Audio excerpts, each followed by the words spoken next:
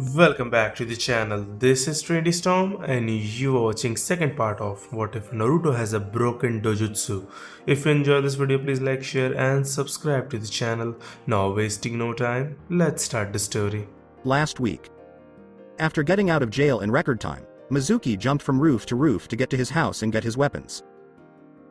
He thought it would take at least a few more months, but it looked like Lady Luck was on his side. While he stole a few tools, the guards were busy with other things. There was nothing more beautiful than when everything worked out as planned. Things were getting better, but he had to get revenge on his master, Orochimaru, before he could run to him. He was very grateful that Iruka put that little demon and him in jail. He was going to make sure to send them both to hell tomorrow. As the Chunin got closer to the Hokage Tower, he quickly improved his ability to stay hidden. It was sad that he had to go by that place to get to his house. It was the only place he could afford to buy at the time. At this point, he was crawling under a window that led to the Hokage's office, which is where most sneaks end their lives. Mizuki was about to leave when he stopped to listen to a conversation. That's when he heard the infamous Hitaki Kakashi and the Sandaime talking. Mizuki heard them talking and said, "I think we have found the opposite of the Rin'negan." He had never heard of Rin'negan before. What they seemed to be talking about was some kind of bloodline limit. He went deeper into the shadows because he was interested enough to stay and hear what was being said. What we are looking at here is one of the three great Dojutsu, the one that created bloodline limits. Just as the Rin'negan brought about ninjutsu, we're looking at the very source of every bloodline limit in existence. Mizuki's eyes got really big when he heard that. Naruto had some kind of bloodline limit that could give people new limits. He could get his own if that was true. Don't worry about the formula Orochimaru gave him. A limit was possible for him. All he had to do was touch the blonde Gaki's blood. But that means we have to keep people away from Naruto's blood. Otherwise, a lot of limits would just show up out of nowhere, he said with a smirk. It was not real. He could get back at her and get a new limit at the same time. You can kill two birds with one stone. He jumped off the building with a crazy smile and went to go make plans. With this little piece of information, his day had only gotten better. Things were too good to be true for him, which was a shame. He would have learned something very important if he had stayed a little longer. We should be thankful that Sakura didn't come into contact with anything else. Nachiko Anko had just left the Hokage Tower through the front door to go home and eat her favorite dish, dango, for dinner. She made men scream like little girls with poisonous snakes back at the office she shared with Ibiki. It was a nice day. She quickly covered her smile when she felt someone close by. Her eyes were very sharp, and she could see the outline of a person next to an open window that led to the Hokage's office. It was still dark, so she couldn't tell anything unique about the criminal yet. However, she knew when someone was watching her. Before she could do anything, like get some Anbu to beat up the jerk, she saw the shadow jump into the moonlight and Mizuki's smiling face appear. But only for a second. He quickly landed in the shadows of some nearby buildings and walked away without making a sound. The person who used the snake scowled in anger. Mizuki was forced to be questioned by her, which was not fun. Not many people knew this, but she really liked Iruka. Unfortunately for the silver-haired Chunin who tried to kill the teacher, she took out her anger on the traitor with more than normal joy. So she could do her village a favor, she followed the jerk and kept an eye on him all night. Present time. If someone saw Ino right now, they would think it was odd that she wasn't being her usual bossy self and yelling at something. In fact, she looked really sad. That's how she felt as she walked down the hospital's white halls with a big bouquet of flowers for her rival. She had to take some flowers to the Konoha hospital last night because Sasuke asked her to. When she found out they were going to Forehead Girl, she was shocked. Did that mean the girl with the pink hair won? Just asking that question made her feel worse. Ino finally reached the doorway to her old best friend's room, but her hand hesitated as she tried to open it. She sighed, grabbed the doorknob, and walked into the room. Sakura lay in bed and fell asleep peacefully, only waking up to the beeps of a machine she was hooked up to. The blonde couldn't help but wonder why the girl was here in the first place. In general, she didn't look hurt. For fun, she reached across the bed and grabbed the file with her free hand. Ino raised an eyebrow when she saw that the file didn't have any information about Sakura. Docs always kept important information about their patients, so that was strange. She put it back with a shrug. Ino put the flowers on a table nearby and looked at Sakura for a few seconds at a time. Each second went by like a turtle high on morphine. Sakura had a great time because she got lucky and joined Sasuke's team. It looked like everything was so unfair. There was a winner. What else was there? She told the unconscious girl in a low voice, "I guess you win, forehead." What was her next move? So she could impress Sasuke, she worked hard to get stronger, but where did that lead her? She knew she had to get stronger, but why? She sighed and made sure the door didn't make any noise as she left. Ino had to think. After half an hour, Sakura's bright green eyes slowly opened. She was confused when she woke up in a place that was very different from where she had fallen asleep. She blinked her eyes clean and was shocked to find herself in a hospital. Only clean room. The kunoichi lay there and thought about how she got into this mess. She couldn't remember anything after getting sick at the Land of Waves. Oh, she remembered. That night she had been coughing up blood and having other good symptoms. Since she had been asleep on the way back, she wasn't sure if she was in Konoha or Wave. When she turned around to look around her room, she saw a big bouquet of flowers that made her eyes widen in surprise. Sakura looked at the present and tried to remember who gave it to her. She didn't understand why the flowers were from an unknown person. "Ah, nice to see you awake," Sakura said as she looked toward the doorway and saw Kakashi staring at her. "You had us worried there. Had I waited another half hour to get you back to Konoha, you would have died." While she was about to ask about the trip back, she felt her throat getting dry and scratchy. What they didn't say was that the blood she coughed up gave her a metallic taste in the back of her mouth. He saw that his student wanted to talk, so he went over to get her a drink of water. She started asking questions after taking a drink of water. "When did we get back?" The Junin with silver hair looked down and shrugged. "I wasn't keeping track. It was probably about 5 in the evening, or around that time, when we got back." She asked in a soft whisper, "Do they know what's wrong with me?" Her throat was still hurting. That's where the copycat ran into trouble. It was very clear from the sandaime that everything should be kept quiet. Also, what would his student do if they got a first generation bloodline limit out of the blue? The doctor said it was some kind of allergic reaction to something. He told a lie as he thought about how the nurse had described the symptoms. They didn't know what caused it, even after thoroughly testing you, but they eventually stabilized you. "I do have a test of my own I would like to conduct, though." Sakura didn't understand what was going on when her teacher pulled out a blank white card. Before he talked, he gave it to her. "Just focus some of your chakra on the card," he told her, answering a question she hadn't even asked. The girl with pink hair did what she was told and then watched the card fall to the ground. The dust then caught fire, which made Kakashi raise an eyebrow and made Sakura start to freak out. He went to the sink, got a cup, and then came back to put water on the small flames without getting angry. Kakashi cleared his throat before she could say she was sorry. "Well, that was interesting. I got what I needed, so now I will be heading to the team's usual spot. I think I'm late enough to earn a couple choice words from Naruto." As he left the room, she gave a small laugh. Sakura was in a good mood, but she couldn't help but wonder what the test was about. Naruto and Sasuke were in wait on the bridge where the team usually met. For some reason, Kakashi was late, and Sakura wasn't there, but she did have a good reason. Naruto was staring off into space, but Sasuke would sneak a peek at him every once in a while. He was still mad that he couldn't get the blonde's goggles off, and he kept staring into his teammates' eyes to see what was wrong. If the maelstrom had a Dojutsu, they thought he would show it off. But why didn't he? Another thing that surprised Sasuke was that Naruto wasn't complaining like he usually does when their sensei is late.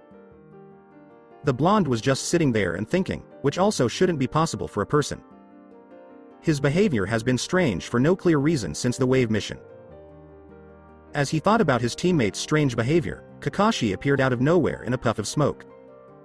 "Sorry I was late. There was this old lady." He wanted to try something different today instead of his usual black cat one. "Right," Naruto said in a low voice while smiling slyly. He was late, so Sasuke just gave him a death glare and wished that the man would catch fire on his own. Under his mask, Kakashi only smiled. Naruto clearly remembered what they had talked about in the Land of Waves, or else he would have been yelled at like always.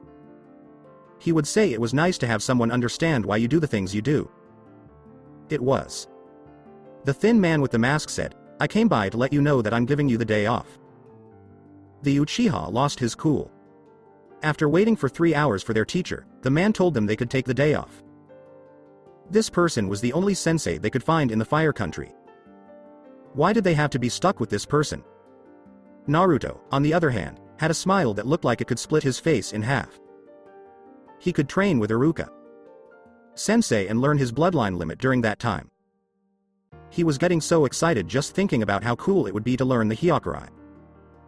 That being said, said the Junin, "Naruto, you and me have a meeting with the Hokage at around 3. Oh, and Sakura is now doing well, just to let you guys know." The blonde jerk let out a sigh of relief when he heard that his teammate was okay, but Sasuke just shrugged. She was going to be okay at least. After that, Kakashi vanished in a puff of smoke, leaving his students to handle things on their own. Anko took great care to follow Mizuki everywhere he went, making sure she didn't make a mistake that would reveal her location. It wasn't as simple as it seemed at first. The fact that Mizuki looked over his shoulder so much showed what a crazy person he was, but then again, it's not crazy to be afraid when someone is after you. She was only still following him by chance and not getting caught. Even though she was following him, it wasn't clear what he was trying to do. Once they reached a certain neighborhood, everything became clear. When Mizuki stopped, she was on a roof that looked out over an ordinary apartment building. Soon after they got there, Konoha's blonde enemy walked up to one of the doors and knocked. Iruka came out as he knocked. She narrowed her eyes when she realized Mizuki's plans, to get back at the people who put him in jail. The blonde caught Iruka's attention as he stood by the doorway with his arms crossed and looked at her. Being ready to learn about his sensei's limit, his favorite student stood in front of him with a huge smile on his face. "So, I guess you want me to teach you how to use Hyakurai, huh?" Iruka asked. Naruto jumped on the balls of his feet and asked, "Why else would I be here? Maybe to say hi to your favorite teacher?" He begged, "There's that too. But please let me learn it." The cage. Class Chunin could only sigh in defeat. He didn't think the blonde would leave him alone until he did. Another thing that interested him was the idea of being able to teach someone else how to use his limit. Knowing the hyperactive boy, he would be able to keep this secret without any trouble, since he knew his own limits. "Okay." Naruto yelled, but he calmed down as his teacher went on, "But there are some rules. First, don't tell anyone about this. I don't like attention, and if the village found out, they'd be looking at me funny. Second, don't train your Hyakurai by yourself. If the power goes out in the city, I won't cover for you." The blonde watched everything with his head moving back and forth like a parakeet. This limit had to be good for Iruka Sensei to let him train with help. Naruto was told, "Don't worry, Iruka Sensei. I have to keep the Kyokugen secret anyways." Iruka muttered and clapped his hands together. "Now that that's over, we're going to train at my favorite spot. Follow me while I explain some things." As they walked slowly toward the training grounds, Iruka taught Naruto about his bloodline limit. He said, "Okay," as they walked next to each other. "Hyakurai is unique because it allows me control of real lightning because of my higher than normal bioelectricity. Other minor abilities that it has are my bioelectricity, sensing capabilities, and my improved senses and reflexes." As Naruto walked along, he noticed that people were staring at him with hate as he went by.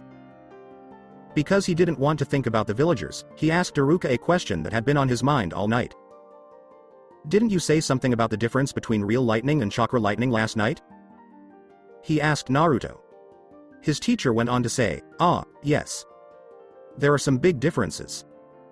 Chakra-based lightning works by homing in on chakra sources in its more uncontrolled form. Real lightning strikes things indifferently and with a much stronger charge.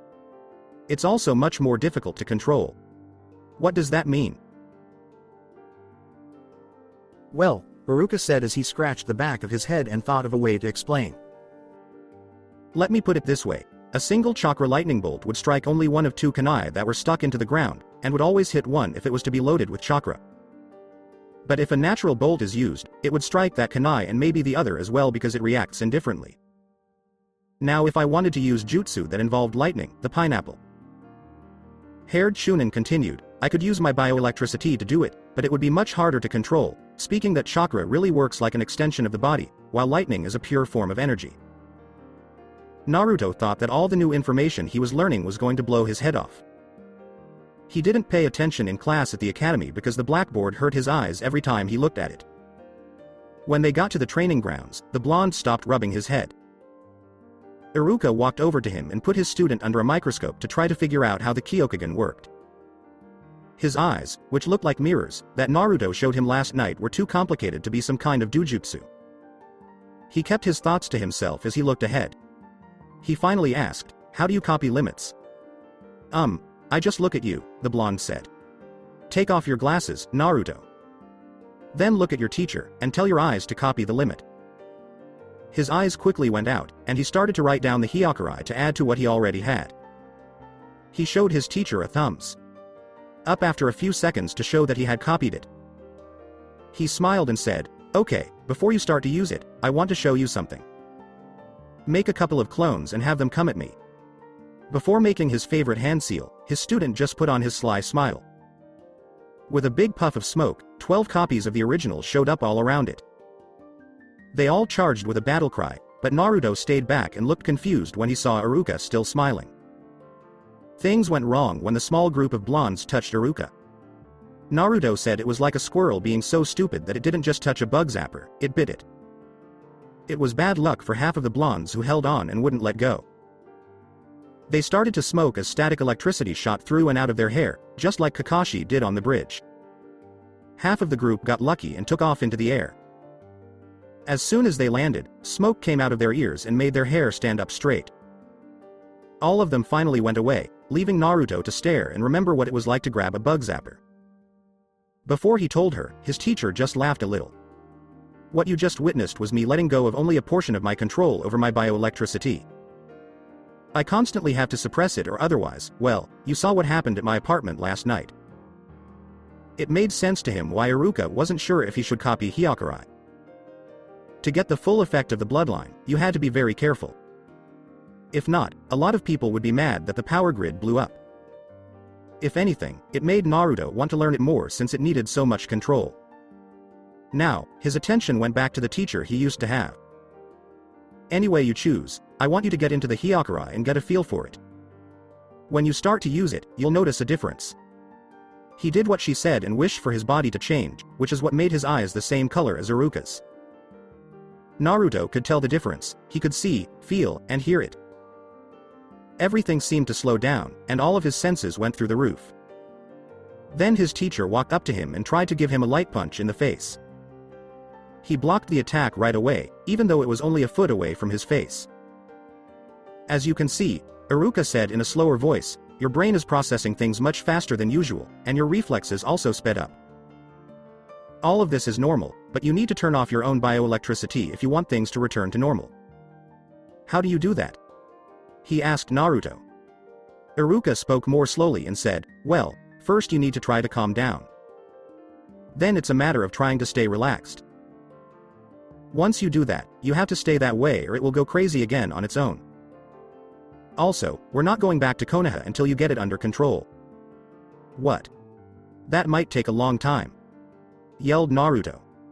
It was almost noon, and he wasn't sure he could go another day without his favorite food, ramen. It was almost like fate was against him having his favorite food. He passed out last night when he learned that the person who he looked up to as a big brother had a limit and never got to have a bowl. He hoped to get one today because of this. Iruka replied with a smirk, yes, well, then you could pay for all the electrical damage, since I don't have that much money. The blonde finally gave up with a growl and a pout. She sat down cross-legged on the ground and tried to calm down. To make sure his student didn't run off, Iruka sat across from him and watched him. He wasn't really able to get away, but he did beat a lot of Hunter Nin at tracking. He couldn't smile as friendly as usual because he could feel the bioelectricity of two other people nearby. Even though Iruka didn't show it, he was tired of them being there. It made Mizuki really mad to hear what the teacher had to say. That night, the scarred jerk could have hit him. If Iruka pretended to be weak that night, Mizuki would have been able to beat her. The person with silver hair now Chunin was scared about trying to get back at the people he was after. The person who used to be his friend had a strong bloodline limit. But there had to be a weak spot. Based on what he said, Iruka was a lightning jutsu master who could walk around and talk. If that were true. He smiled as he figured out how to get around the bloodline limit that made electricity. In the dark behind the man who wasn't paying attention, Anko felt her eyebrows go past her hairline. That much power couldn't really belong to Iruka. At least Cage. Level skills, this was not the Iruka she knew. He was friendly and not so focused on getting stronger. She quickly blinked her eyes as she tried to take it all in. That's what happened when she put her chakra into the card, Kakashi told his commander in the end. The Sandame said, Kinzokuden, out loud while he was trying to think. Huh? The copycat asked, could you say that again? Her limit is called Kinzokuden, Sarutobi said. It's an elemental limit that lets the user make metal, which is made of 2 elements. She can change the earth to some extent, just like Naruto can when he uses Hyoden. Could you explain how this is possible? The Scarecrow was honest and said, I'm afraid I don't know much about elemental bloodline limits. The old man laughed a little. It seemed like you would have picked up some new skills when you worked with Tenzo. He does use Mokuton after all. Let me tell you what it is. The Sandame put his elbows up on his desk to act like a professor. Each elemental limit has a main element. Among other things, water is the most important element in Hyoden, so Naruto can control it. They make the bi-element when they push the secondary element into the other chakra. The old man went on, if this is true, then the first element on a chakra element card is the dominant element. You could see this if you did it to Naruto. As I already said, Sakura has some control over the earth. These limits are really cool, aren't they? They are, yes. The X. Anbu Captain agreed, I never knew there was so much science behind them. He spoke with a sense of wonder in his voice. Along with these other limits, his Byaku chakra seemed to be getting easier every day that he spent time with Naruto. The Kyokugen had so much power that it could easily beat anything in terms of how hard it was to use. He thought about what had happened lately as he leaned back in his chair. The Kyokugen still interested him, but he wouldn't be able to find anything like that in Konoha. The 5 great shinobi nations had never heard of this limit. It was not like the Rin'negan, which was the key to starting the ninja world and the subject of many legends. His mind went to Naruto's parents as well. Minato and Kushina had never done anything like that. But then, the 2 of them were very private about everything they did. One of them had to have the gene, but he didn't think it was the former Yondaime because he knew the Namikaze well. The girly Kushina was a whole different story. He didn't know much about her family tree, just how many stars were in the sky. To find out anything, it would have to be from her side of the family. Kakashi, the man said when he looked up from his thoughts and heard the Sandame's voice. I have a mission for you, but you need to finish it before the Chunin exams. He was interested and asked, what is it? It had been a while since he went on a mission by himself, without his students. A nice change would be nice, but what mission could this be? It was clear that it had something to do with the Kyokugen. The Sandame said, it's an S-class solo mission, which laid out the details of the job. If you could take a squad, I would, but information about Kyokugen is just too sensitive. You need to find out as much as you can about our mystery Dojutsu in the debunked country of Whirlpool. No one in any of the great nations knows anything about this limit, but it's possible that this is where the Kyokugen users got their start. Kakashi didn't know Kushina's maiden name, which made the Sandame happy. If he did, the secret would have been told to someone else. However, he knew Kakashi would keep his life safe, which is why he sent him on this mission. The thin man thought about his job as a teacher and asked, who will teach my students while I'm gone? Sarutobi smiled and said, why, Tenzo of course. It would be easy for him to train Sakura and Naruto. Our little mirror flower might want to be like Mokuton right away, of course. Who is going to stop him from doing that? In any case, we might as well, since he already knows some Hyoden. Tenzo would keep the Kyokugen secret without any problems, which is another reason I'm doing this. Don't worry, your team will be safe. I believe you, Kakashi said, his mask showing a smile. He did trust Tenzo because they had worked together many times when he was an Ambu captain. If he remembered right, the Mokuton user had even saved his life more than once. On top of that, they liked drinking together. The copycat asked, "When do I leave?" "Next week. Until then, I think we should get Naruto and tell him what we've learned about his limit." It happened so quickly that you could hardly blink. As a stream of water came out of the bushes and hit Naruto's teacher, he could feel himself being thrown to the side by Iruka. Scared man said, "Naruto, change into another limit right now." The blonde did what she was told right away, and then the water came at him. As soon as it hit, Naruto quickly pushed wind element chakra into the water, making it freeze. When both of them turned to see where the attack came from, they saw Mizuki come out of the bushes laughing. His face lit up with pride as he said, "That's the first time I've ever seen an elemental limit." Naruto yelled, "Mizuki! Teme!" Iruka, on the other hand, stood up without a fuss. He was now drenched in water, which made him sad. "Mizuki, it seems that you managed to escape from prison." He didn't understand how his teacher could stay so calm. "What brings you here?" The ninja with silver hair laughed a little and then said, "I'm here on business. I've heard that the demon had a limit, and I'm here to take something from him." As soon as the maelstrom heard what his old teacher said, it stepped back. How in the world did he know about it? The teacher Kakashi promised to keep it a secret. How many people knew about his limit? Anko was ready to step in at any time, and she was about to when she heard that the most hated person in Konoha had something that many ninja thought was valuable. Naruto was shocked and asked, "How did you know about that?" "I overheard a very interesting conversation," Mizuki said. "But there was one little fact that made my day. I heard that if someone gets their hands on your blood, it can give them superpowers. I'm going to do that now." The blonde's eyes got bigger. He had no idea the Kyokugen could do that. What in the world did this person learn? Anko heard Mizuki's crazy claim and felt her eyes widen as well. She was back in the bushes. Mizuki was naive to believe this story, it had to be a crazy lie. There was no limit that could make other limits. It was just not possible, right? This time, she felt like she had to stay where she was and use the situation to get as much information as possible. "You jerk. I'm not going to let you have my blood." Naruto yelled angrily. "We'll see about that, demon." A Fuma's shuriken was taken off by Mizuki, who then started to spin it like a buzzsaw. This made Naruto get ready to run away. The blonde fell backwards as he tried to get away, but Iruka and the kunai he was holding stopped him in his tracks as he charged at his target. The ninja with silver hair laughed again with a haughty air. "Don't bother. I know what your limit's weak spot is.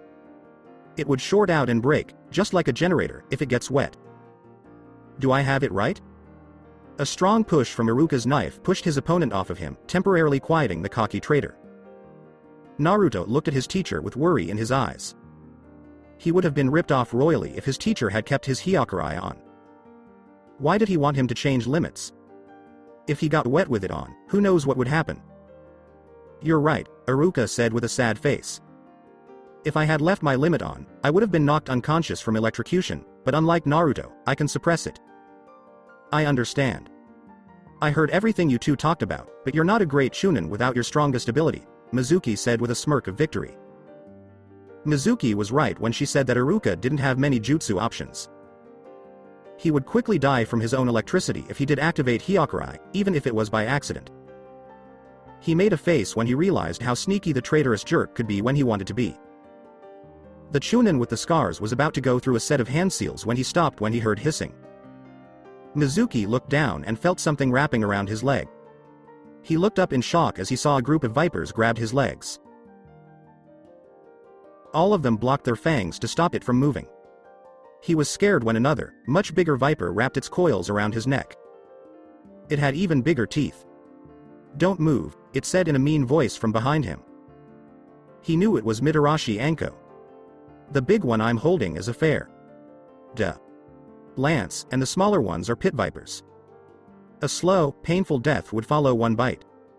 Never before in his life had Naruto been so happy to see such a cruel ninja save him. On the other hand, Iruka knew who she was almost right away. "Hi Mitarashi Anko. Wow, I've never been so happy to see you." "Yeah, well, I happen to be the neighborhood." When she looked at Mizuki, who was sweating, her smirk turned deadly. "So, are you going to come quietly or am I going to have to drag you while you scream?" He smirked, which caught everyone off guard. 1. I know you've been following me since last night. 2. Do you think I wouldn't have planned ahead? As soon as he said his last word, he was replaced by a smoke-filled log. Before Anko could do anything, a shuriken got stuck in her shoulder. When she pulled it out and turned to fight back, she fell to the ground as her summons disappeared with several puffs. She glared at the chunin in the tree above and said, "Shit. It's poison. Just for you, I covered that shuriken in a poison that will paralyze you," Mizuki said with pride. "You won't be able to move for a while, but don't worry, I'll deal with you soon enough. First things first. I've got business to attend to. Fire release. Immortal Phoenix Flame." 5 fireballs came at the criminal with silver hair, and the branch he was on exploded. He jumped away just in time. Iruka jumped across to him, and he charged forward with his spinning Fuma shuriken. But another kunai held by his target stopped him again. "Did you really think that I wouldn't take my weaknesses into consideration?" inquired the scarred person.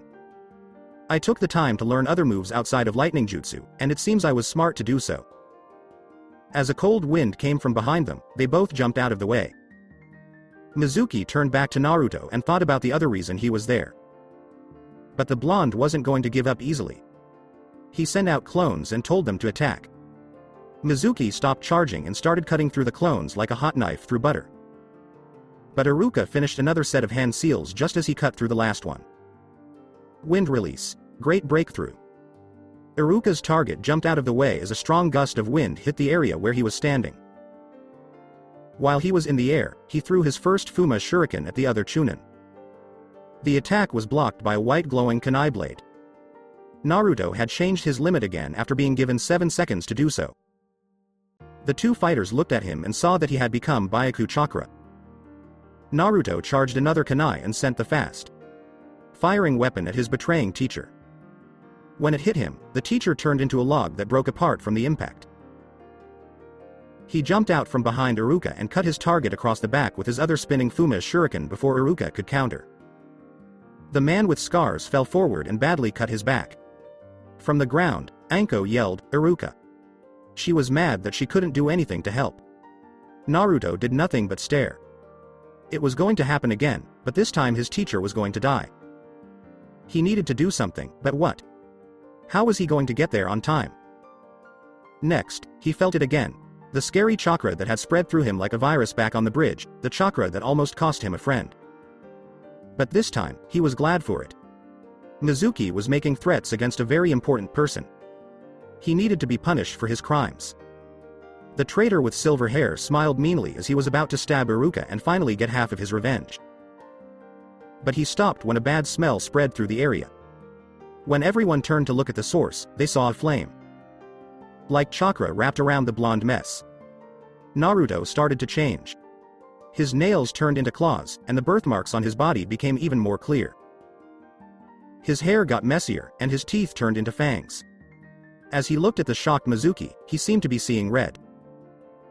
When his dark eyes, which were a sign of using the Byaku chakra, broke, the red, spinning tomoe of a Sharingan appeared right away in his eyes as the mirror pieces fell out. The demonic chakra took away the Kyokugen's only major weakness. When his glasses fell off and hung around his neck, everyone could see his beautiful eyes. Mizuki was about to fight back when Naruto roared and sent a wave of force across the field that knocked her out. Because Iruka and Anko were lying down on the ground, they were not hurt. The blonde girl popped up above Mizuki and started punching him hard with sledgehammers. The person he was after tried to fight back, but Naruto's Sharingan knew everything and let him hit Mizuki instead. The traitor wasn't sure if he would make it out of this alive. He pulled out a kunai and threw it at Iruka, who was slowly standing up. This helped him get out of the mess he was in. When Naruto looked at the weapon in shock, he seemed to come back to himself, but his teacher easily blocked the weapon's path. The boy with demon powers let out a sigh of relief, but Mizuki used the break to cut the boy's arm in a small way. Even though the cut healed almost right away, Naruto quickly jumped backwards while holding it. It was enough because the traitor's kunai was now bloody at the tip. "Now I'll have my own bloodline limit, and when I do, I'll crush you all," Mizuki yelled with a crazy grin. The Hokage and Kakashi ran into the training area at full speed right then to try to stop Mizuki before he let the blood get into his body. Mizuki. Don't do it. Kakashi yelled in a panic. Mizuki stabbed himself in the arm, so it was too late. The Sandaime and the wide-eyed Scarecrow skidded to a stop, but they couldn't stop Mizuki from killing herself without realizing it. He laughed so hard because he was looking forward to feeling what it would be like to use the Kyokugen user's blood on himself. Instead, he suddenly fell to his knees, gasping for air and holding on to his neck. After a second, he threw up blood on the ground. The blood started to smoke and turn black, which scared him and everyone else who was there. It also poisoned the ground it touched. What he saw scared him, and that's when the worst things started to happen. As Mizuki's blood started to boil and burst every vein, artery, and capillary in his body, he screamed in pain. Naruto was horrified to see his demonic side fade away. The Sharingan went away because it was no longer useful. This caused his Kyokugen to break again, but his eyes were still crystal blue. Even more tears came to his eyes when he heard a dark laugh in the back of his mind. Kakashi and the Sandaime slowed down to a trot as they watched Mizuki scream through the 5 worst minutes of his life. Iruka and Anko also watched in fear and didn't say anything. They didn't know what was going on. Then Mizuki's skin started to tear, leaving cuts all over his body and leaking dark blood. This was even worse pain. He screamed even louder as the black, poisonous blood melted his organs. In shock and disbelief, Naruto took a step back as he watched. His blood had caused this. There was no way that anyone should have to die the way that man did. It was so awful that words can't even begin to describe it. When Mizuki finally stopped screaming, he raised his head and looked up at the sky with wide eyes. Black blood slowly started to drip from his mouth, then from his ears and nose, and finally from his throat when he started to cry. After one last look at the blonde, he fell forward and stared into space with fear in his eyes, afraid that he would die. The blonde took deep breaths when he saw Mizuki's dead body lying there, eyes that looked like they were still alive staring back at him. Just as cold silver tears started to fall from his eyes, a pair of comforting arms wrapped around him. He didn't even look at the man. The soft touch was enough to tell it was Iruka. The well-known copycat shook his head as he walked up to the dead body, being careful not to step in the black blood that was quickly killing everything it touched. Kakashi told himself, "Sakura, you were very lucky." Sarutobi stood next to him and felt sorry for the ninja who had fallen. Kakashi, you have no idea how right you are. Mizuki had just been through the worst kind of torture there is. The Kyuubi really was the meanest girl. Bitch that had ever lived. Someone with that kind of mind could only think of something so awful. Make sure to get rid of the body so that none of this gets out, he told them in a voice that was full of wisdom and experience. Then he turned to look at Iruka and Anko. As he did some hand seals, he walked up to Naruto and put his hand on the blonde who was crying. This made Naruto fall asleep. The Hokage said, "I'm sorry, but he needs to rest right now." What just happened was something he wasn't ready to see. Iruka gave a sorry nod. "I understand." The Hokage told Kakashi, "When you're done, meet me at my office. But make sure you pick up Anko on your way," as he and Iruka led Naruto to the Hokage tower while he was sleeping. She warned him from the ground, "Yeah, just don't do anything fishy, you one-eyed jerk." The ninja with silver hair just rolled his one eye and got to work. A few hours later, Iruka just stood there and stared at the Sandaime, trying to process what he had just heard. Anko would have done the same thing, but she was stuck in her seat like a limp noodle because the poison hadn't worn off yet. Kakashi was leaning against the back wall. He already knew everything that was said. Naruto was enjoying a peaceful sleep on a futon. Iruka said in a whisper, "Amazing. No wonder it has to stay secret. If something like this got out." Anko quickly cut him off and said, "Then shit would hit the fan." The Sandaime smoked his pipe and said, "Not the words I would use, but yes. That is what would happen. But today's events have taught me something else. The Kyuubi doesn't like to give this gift to anyone else. It makes me wonder why," Kakashi said in a sarcastic tone. Sarutobi didn't pay attention to him because he was still talking. The more demonic chakra Naruto has in his blood, the worse those effects get. Sakura lived mainly because Naruto wasn't pulling on the Kyuubi's chakra at the time, but there was enough of it there to threaten her life. Anko said, "Damn, this keeps getting better." He said, funny, with a look on his face that looked like worry. "It's more ironic than anything. It seems more like a cursed miracle the more we look at it." "That's right, Iruka," the Hokage agreed. He felt like he landed in a cold puddle of water when he stood up, his clothes drenched. The last thing he remembered was looking at Mizuki's dead body. The old man then used some form of jutsu to put him to sleep.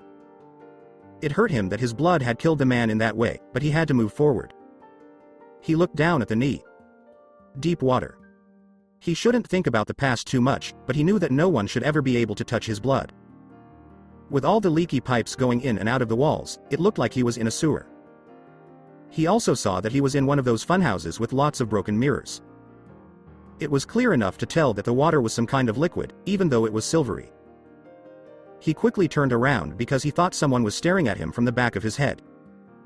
But all he saw was his own reflection. It was dark and the mirrors were broken, so it was hard to see anything of him. Still, it was scary to feel like you were always being watched. He went down the hall toward a red glow because he had nothing else to do. From inside the mirrors behind him, a pair of stormy eyes watched his every move. He felt like he was going fast and nowhere because the place looked like a maze. The only sign that he was moving forward was the red light that kept getting brighter. He finally went into the antechamber where the glow was coming from, which made him feel better. When he saw the huge gate, his eyes got really big. Filled with intricate seals, the pillar. Like bars were locked by a single piece of paper with the kanji word for seal, Rin on it. Two ruby eyes the size of a person stared at him from the darkness of the gates. They made him move uncomfortably as he stood there in their sight. They moved slowly toward him, and the person whose eyes they were start to come into the light. The water moved underfoot as a pair of female feet walked on top of it, but it wasn't until the body came into view that he could finally tell who it was. Surprisingly, it was a girl about his age who stopped when a clear barrier appeared in front of her, stopping her from moving forward as she had planned. Her skin was milky white and her hair was blood red. She wore a simple dress with no frills or frills. She was also pretty, even though she looked old. She said, "It's about time you met me, fool," in a mean way that made Naruto's hair stand on end. He was very tired of the girl in the cage and asked, "Who? Who are you? And where am I?" She smiled so big that it made the blonde's skin crawl and showed off her longer than normal teeth. Even though she looked weak, Naruto couldn't help but be scared when he looked at her. He couldn't quite put his finger on it, but something about her made him want to run away for his life. "We're inside your mind, or the seal, if you want to be more specific. If it's okay with you, may I ask, don't you remember the nightmare that destroyed your life?" She asked with a laugh as she waited for him to answer. What he knew about her then hit him. There was a big difference between what most people thought about the Kyuubi and the truth. She was a bitch. He growled, "You." Through his clenched teeth. She laughed a little. "It was, yes. Me, she said, her eyes briefly turning red and then slid open as she spoke the last word. "The bitch that killed everyone that lovely night you were born." Naruto's eyes broke, turning his bright blue eyes into broken mirrors that reflected what was going on around him.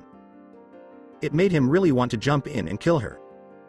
She was the cause of all the bad things that happened to him. He could also tell that was what she wanted by the way she smiled. He calmed down and his eyes went back to normal. With a cruel smile, she asked, "Like what I had your blood do to Mizuki?" "That was you?" He barked. It made her smile even meaner, if that's even possible. "Oh yes.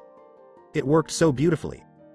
It's worse than any form of torture on the planet and it only gets better and better with the more of my chakra you use." "Then I won't use it," the blonde said. She laughed once more. "That's like saying you won't bleed. You don't fully grasp just how unique your limit is." "What do you mean?" Naruto asked, being careful. "It's a transcendent bloodline limit," she said with a smile, glad that she had been stuck with the container she did.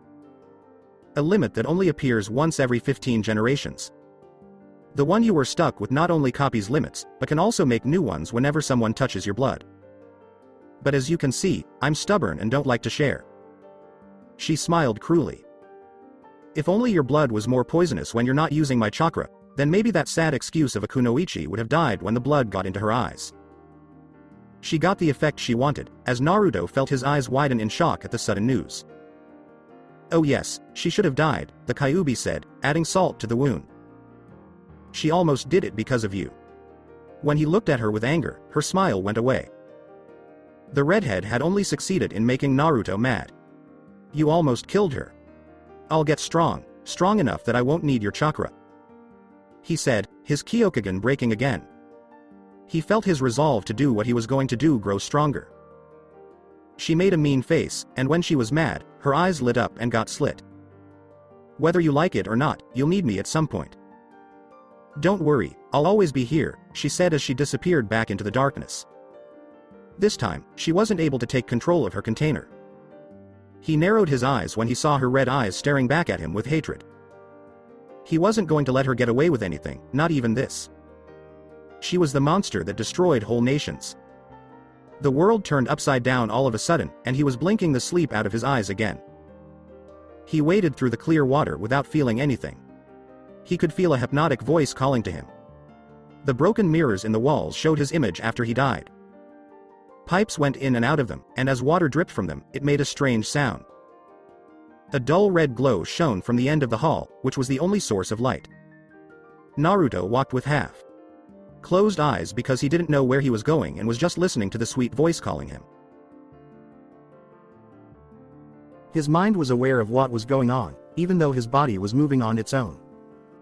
He knew this maze, but he couldn't remember where he had seen it before. A soft, sweet voice said, "Come here, my Naruto." There were loud voices following him around Konoha, calling him names like demon and other funny words. The sound was very soft compared to those voices. He loved this voice though. It was so sweet, like a soft song in the moonlight. Right now, all of his pain seemed like it was 1,000 miles away. The voice said again, "I know what you really want and I can give it to you." It looked like it would give him the lifelong dream he had had. He wanted to be loved and cared for by someone, become a cage and protect the people he cared about, and just be wanted and needed. This voice seemed to be able to give him all of those things. It stroked his ears and said, "Just follow my voice." When Naruto turned the corner and went into the antechamber, he saw the person who had been speaking walk out of the shadows in a seductive way. It was the infamous Kyuubi, but something was wrong with her. She looked almost friendly. She motioned for him to get closer, and she looked so innocent, but he could tell she was up to no good. No matter what she wanted, she always had bad intentions. There was no way for him to stop. His legs were moving on their own, pulling him closer to his worst fear. The closer he got to the gate that held his inner demon, the wilder Kyuubi got. She stopped acting like a loving person and started acting more like her true self. He screamed to himself in his mind to stop, but he still slid past the bars in the clear wall that was between them. As she turned into a fox, her eyes turned a scary shade of red and her hair got messier. The fanged smile she gave him was the only thing that could have been good about her now. "You belong to me, Naruto. Kun," she told him in a low voice. With her evil smile still on her face, Kyuubi took a step back. Her clawed hand wrapped around his neck so quickly that he couldn't keep track of it. She was slowly choking him to death. Naruto woke up from his nightmare and splattered cold sweat across the bed he was lying on. He took deep breaths, relieved that the redhead wasn't any more pressing on his windpipe. The blonde put his head on his pillow and wiped off the sweat that was on his face. He thought that his tenant was telling him that he made a mistake by not using her power in the dream. The devil looked like a girl in a red dress with a big rack. He told the truth, even though it would make people laugh so hard they would hurt. He had never heard a voice so sweet in all his life. She was beautiful. He thought it was funny that the nine-tailed fox was trying to get him to do what she wanted. This is another thing that most people would find funny. He let out a sigh as he instinctively felt the chakra feed his Kyokugen. This was likely because of the adrenaline that was pumping through his body. With a thought, he stopped giving his silvery eyes the spirit-like energy, which turned them back into clear blue. He turned to look at the side where his alarm clock usually stood and saw that it wasn't there. He looked around and blinked his eyes, trying to remember where it had gone. He didn't realize he was back at Iruka's house until he lifted his head. That's when the events of yesterday came back to him. He thought his old teacher was worried enough about him to think it would be a good idea to let him stay the night. The sun.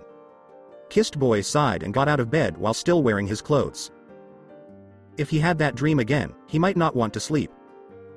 He saw the moonlight shining through the closed window and caught his eyes on it. His last look at it was a while ago, before he went to Haku and Zabuza's hideout. Looking at it for a while felt good. He took off his goggles and opened the window when he saw that no one was nearby. As he climbed up to the roof, he let a calm smile spread across his face. It was a great time to think and clear his mind because of the soft breeze going through Konoha. Anko didn't sleep very deeply. She woke up when someone dropped a pin in the middle of the night. She often believed that her body was acting this way because of her wicked teacher.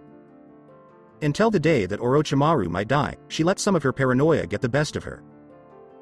So, everything went crazy for her when someone walked on the roof. At first, she thought someone had broken in, but when the unknown person stopped on top of the roof, she didn't hear any more noise. If they stopped there, it wasn't clear that they were thieves, even though it wouldn't be smart to steal from a shinobi in the first place. Who would be awake at this time of night? It looked like it was almost 3 a.m. Because of what happened with Mizuki yesterday, Iruka let her stay the night on the couch, but she was too curious to sleep. She got up and walked over to the windows. She quietly opened it and used chakra to move on the walls like a shadow. When she looked over the edge of the roof, the last thing she thought she would see was Naruto gazing at the moon in silence. He didn't even notice that she was there because he had his back to her. She let a twinge of sadness ride through her. They were a lot alike, but he didn't know it. People in the village thought less of both of them because she was the snake's student and he was the Kyuubi's container. She wouldn't have let herself get to know him as quickly if she knew how bad his life was. Being alone was the worst kind of pain that could happen. Naruto looked up at the moon. His mind was still a mess of mixed up thoughts. He jumped a few inches into the air in shock when he heard a voice. Someone asked, "What's up, brat?" Anko was staring at him with her hands on her hips when he turned to face the voice. It caught him off guard. His eyes seemed to be filled with a mix of interest and worry, which he thought he had only seen Kakashi, Iruka, and the Sandame show.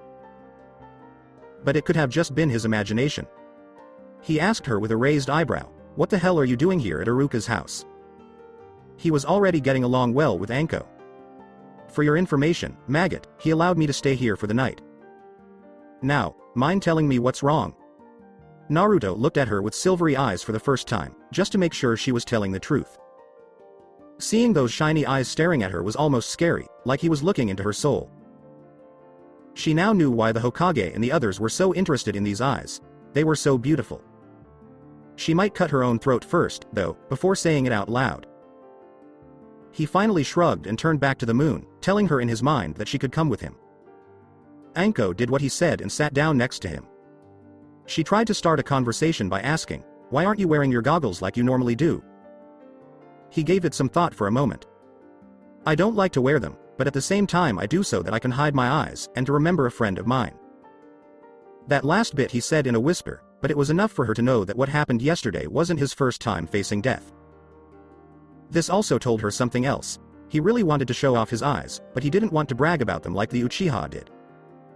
To her, Naruto seemed very humble and cared about what was right.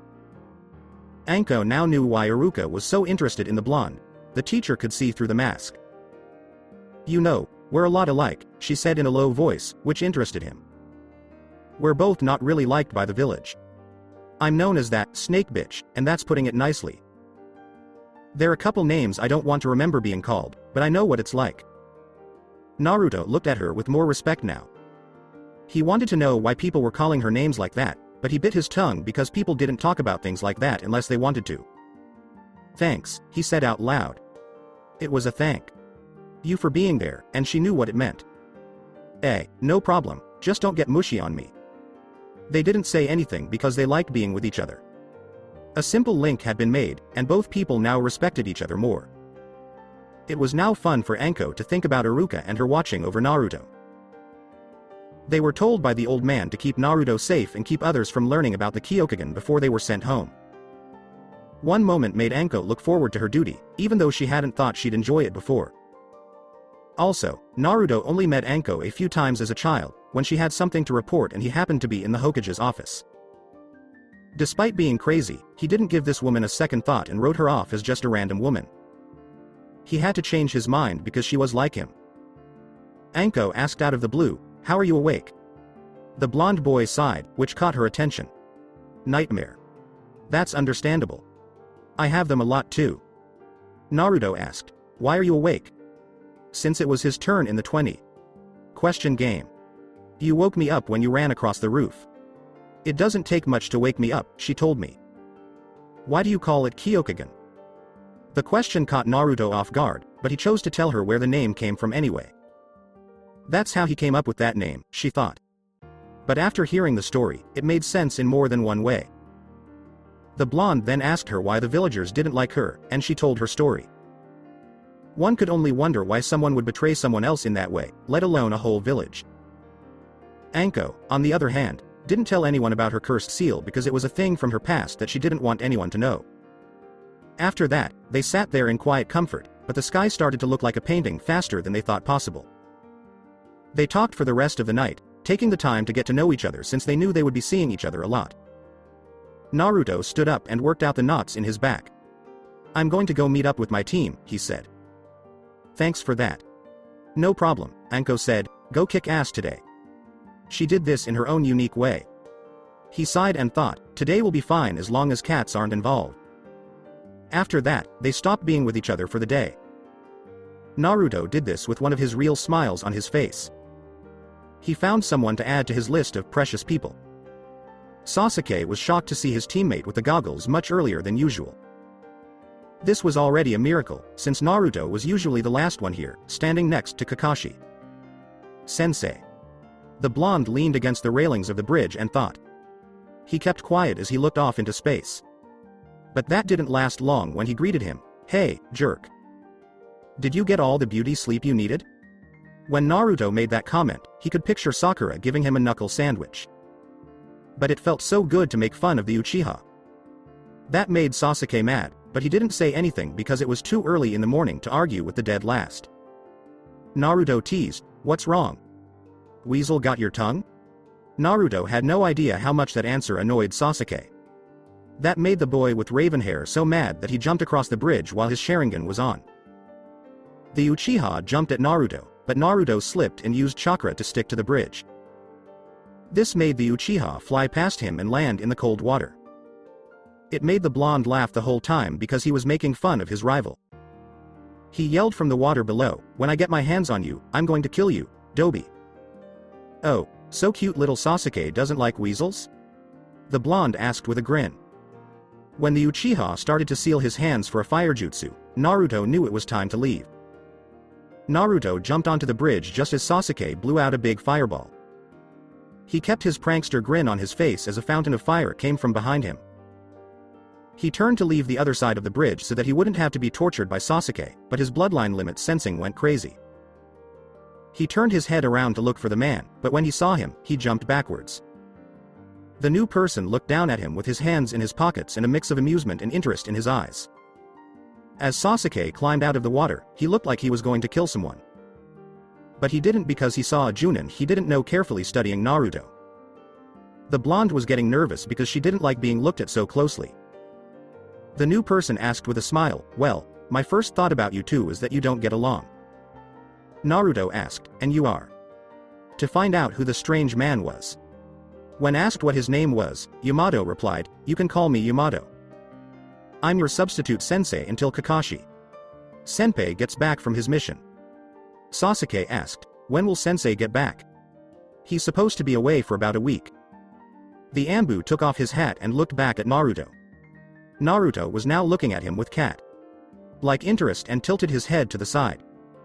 It didn't surprise him because he knew that the Kyokugen could sense bloodline limits from what Hokage Sama told him. The time to look past the goggles would have to wait though. "Okay you two," said Yamato, "we have some missions we have to get underway. So let's head to the Hokage Tower and get the orders from Hokage Sama." The two people left on Team 7 groaned at the thought of having to do someone else's chores. "He's better than I thought. Here I was thinking that we were going to watch some whiny-ass kid." But it's funny, come to find out we're both a lot alike, Anko informed Iruka. They were both having lunch at Ichiraku's house. Iruka was taking a break from teaching would be ninjas, and Anko was trying to get out of the stuffy interrogation room. She smiled and said, "He quickly grows on you." The woman with duck hair leaned on her hand and thought about their little job from the Hokage some more. She worked with the guy she liked in secret to protect a limit that would make a lot of countries very happy if they could get their hands on it. Everything would be lost for one person if someone made a mistake. This could lead to another great shinobi war. It seemed really easy.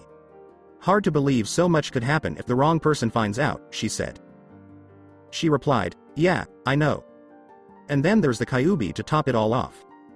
I don't know why, but fate seems to hate Naruto a lot." Anko made a noise as she chewed on another stick of dango. "That, or he's damn lucky. I'll agree with that too. I'm just glad to know that you two will get along." She made another noise and then went back to eating her favorite dumpling. Iruka liked his new partner a lot. He gave her one last look before going back to eating his own bowl of ramen. Anko was right when she said Naruto and her were a lot alike. She was just his favorite student as an older woman, but she was much meaner. "I have a question for you," Anko said to get his attention. "You got this powerful limit, and you're easily S class. Why don't you become a Junin, or something?" As he thought about it, Iruka shrugged and said, "I don't know. I'm just not power hungry like other ninja, and I also like to teach." She didn't think that would be the answer. He really didn't care. All Iruka wanted was a simple, quiet life. That was strange, because most ninjas try to be as strong as they can. A.S. class fighter teaching a group of people who want to be ninjas, on the other hand, might make the village stronger. She finally got it. In his own quiet way, he was making the village a better place. "I think I get it," Anko said, which made him smile. It might have made her melt if she were any other woman, but she had to keep up her reputation. If Iruka didn't leave for class right away, he was going to be late. He sighed as he looked at a nearby clock. He had to get things back in order around this time every time, or Konohamaru would make things much worse than they needed to be. He told his partner, "I have to go," to get their attention. "If I don't leave now, Konohamaru will probably blow up a toilet or do something to my desk." "Yeah, I need to go too," Anko said as she stood up. As she turned around, she realized she had meant to ask him out on a date.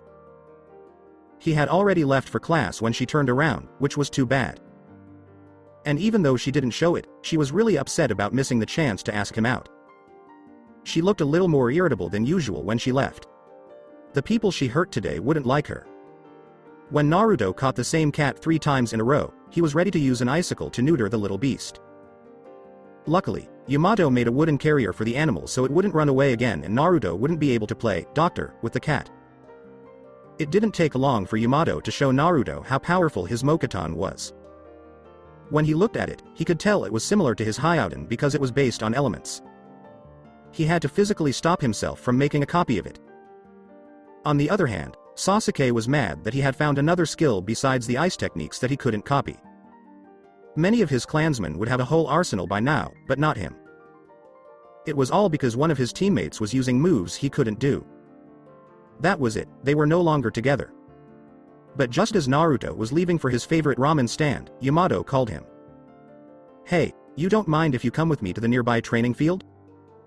There's some things I need to ask you about," said the Junin. "No problem," Naruto said through clenched teeth. He turned his head to the Junin so slowly that you could hear the muscles in his neck squeaking. Before the wave mission, that was the last time he ate his favorite salty food. He was now going through withdrawals because he couldn't get his food because of one thing after another. Unfortunately, his valuable ramen again got lost in his hands. In any case, Naruto followed the person using the Mokuton to a nearby training area.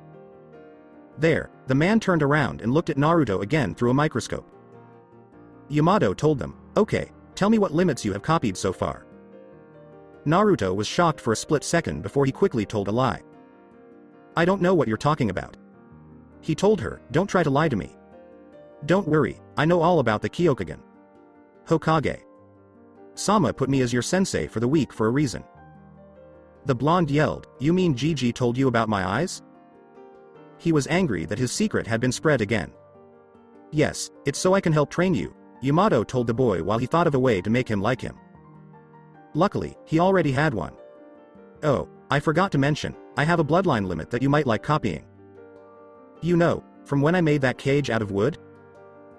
If there was any hostility before, it went away completely when Naruto's angry face did a backflip and turned into a happy childlike face.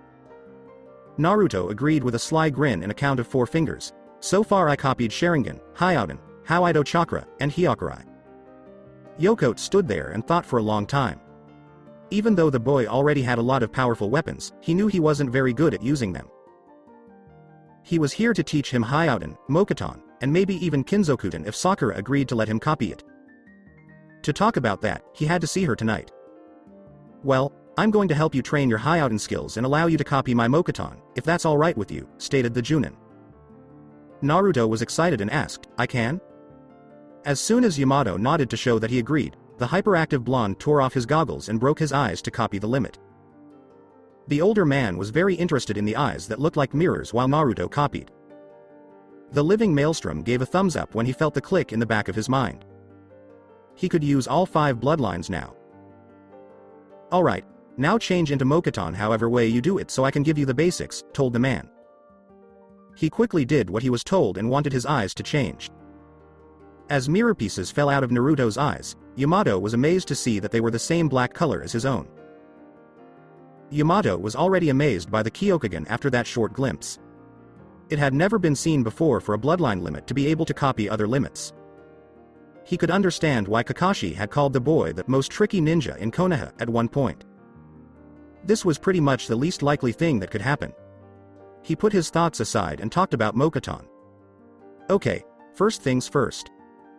It was almost time for dinner by the time Naruto was done training with Yamato.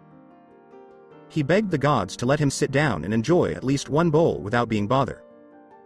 He couldn't help but smile when he thought about his training. He was learning the wood clone technique. Not only was it right next to one of his favorite attacks, but it was also much more durable than a normal clone. The only problem was that it could only use other Mokuton techniques, which he badly needed right now. Naruto smiled when he saw his favorite teacher eating dinner with a bowl of ramen. Anko, who was always crazy, sat next to him. Just in time, Iruka picked up on the blonde's bioelectricity and smiled at him as usual. The scarred man asked, "How was your day?"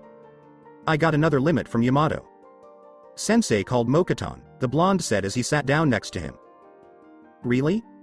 You know you're going to have to master each of those limits, right?" Naruto frowned at the thought. He had to work hard to learn and experience things like this. "Yeah, I know, but you're teaching me how to use Hyokurai, Yamato. Sensei is teaching me how to use Mokuton and Hyouden and Kakashi. Sensei is teaching me how to use Byaku Chakra. Sharingan is a dead give me." "It's true," Iruka said, switching into teacher mode about the Sharingan. "But it takes time and battle experience to add other Tomoe to the Sharingan." "I hate to use it," Naruto said quietly as he looked at the bowl of ramen in front of him. "Why would that be, maggot?" asked Anko across from Iruka. He said, "I don't want to be like Teme and steal other people's jutsu," his voice a little angry. "They work hard for that stuff and I just don't want to steal it." Iruka let a small smile spread across his face. "I can understand that. You don't want power handed to you on a silver platter, but this is something you've got to understand. It's a tool. As shinobi, we need to use all of our tools at our disposal, even if we don't like them." The idea made Naruto look a little angry, but he hadn't thought of it that way before. He didn't want to be like Sasuke or any other Uchiha, so he didn't want to use the Sharingan. His own way was the only way he could get power. "I'll only use it if I have to," the blonde told no one but himself. But Iruka heard it and shook his head. He was still shocked by how his student behaved at times. Iruka decided to make things a little more positive by changing the subject. "After dinner, we should go to a training area to work on Hyokurai. I'm serious when I say I won't pay for another power outage, even if you did it." Naruto felt better. He was just as hooked on learning how to use his Kyokugen and the other limits he copied as he was on ramen. Naruto smiled as he ate the first bowl of ramen he had in a month. This man was excited about the training. She was so bored because she had to stay in the hospital until the doctors said she was okay. All of them said she still showed signs of whatever happened from time to time, and they thought it would be at least another day before it went away. They would at least let her go tomorrow. The girl with bubblegum hair was also mad that her teammates hadn't come to see her yet. Even though her parents were always coming to visit, it would have been nice to see the people she lived with on the wave mission, even if it was just the blonde idiot. Next, there was the unknown person whose flowers she got.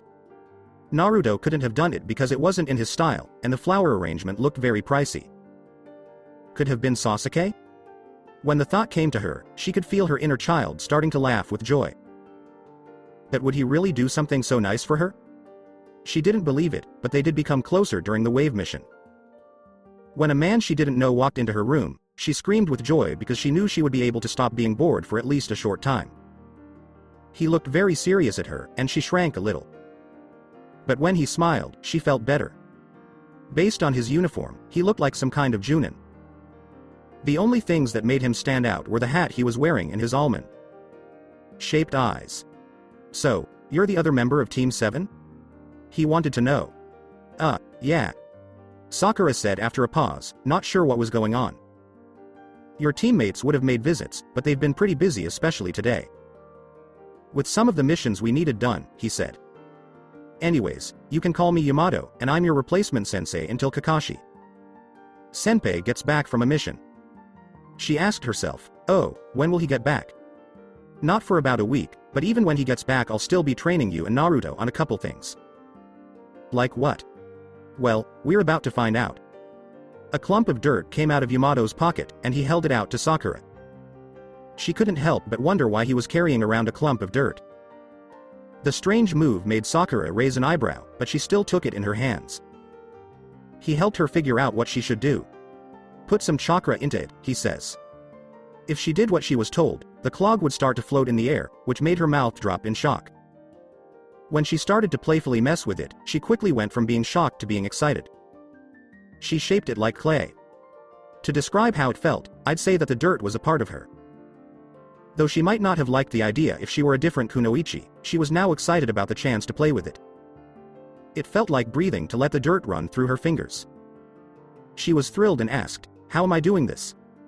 A bloodline limit. She could no longer focus on the dirt after he said those magical words. It fell into her lap as her eyes got bigger than plates. It looked like she was going to scold Yamato when he raised his hand. She stopped herself.